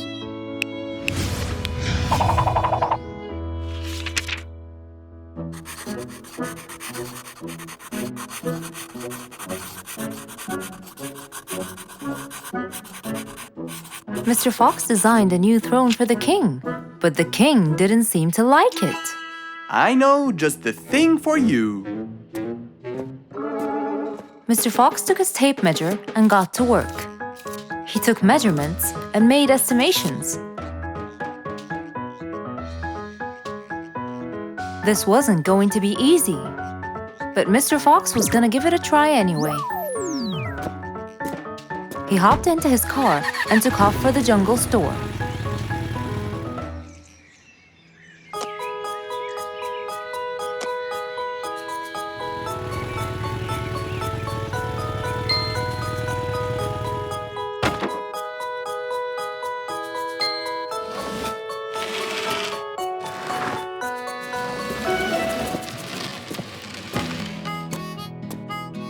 All done.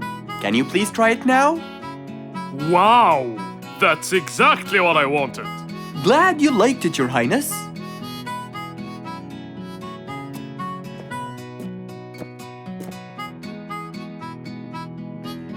And there you have it, the new king of the jungle. It was a beautiful morning. The sun was shining brightly over the jungle. And seeing how nice the weather was, Mr. Fox decided to go for a walk.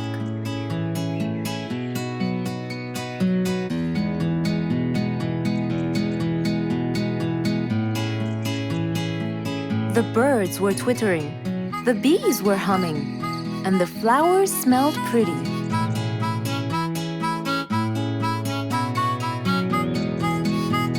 As Mr. Fox was passing by Bingo's house, he saw him doing something really strange.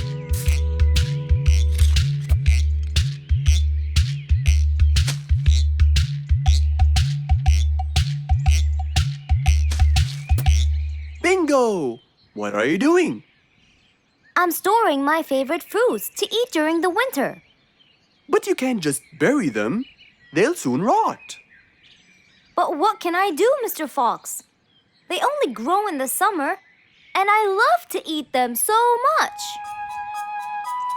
Mr. Fox thought about it for a while. What could he do to help Bingo?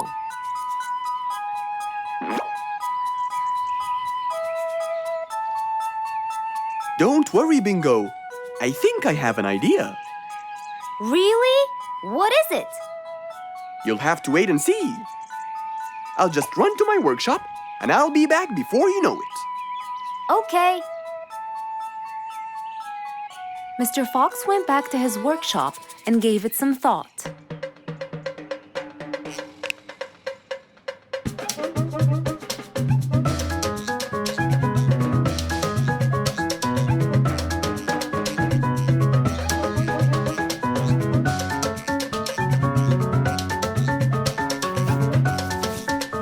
After calculating all the details, he started to gather the things that he needed.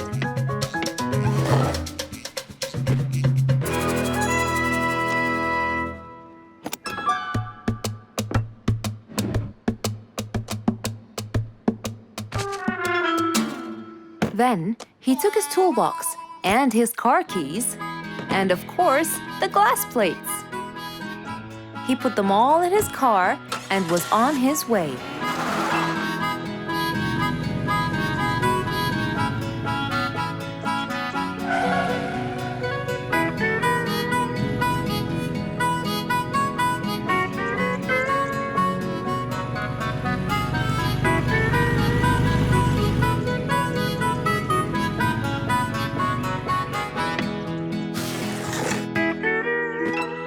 What's all this for?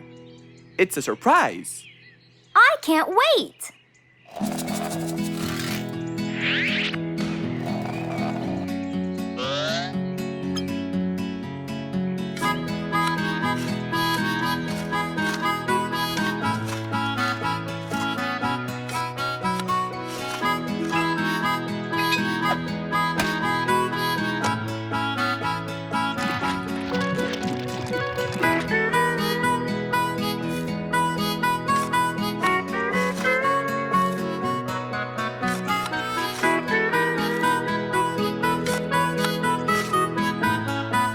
Mr. Fox was almost done, and Bingo was watching him, looking slightly puzzled.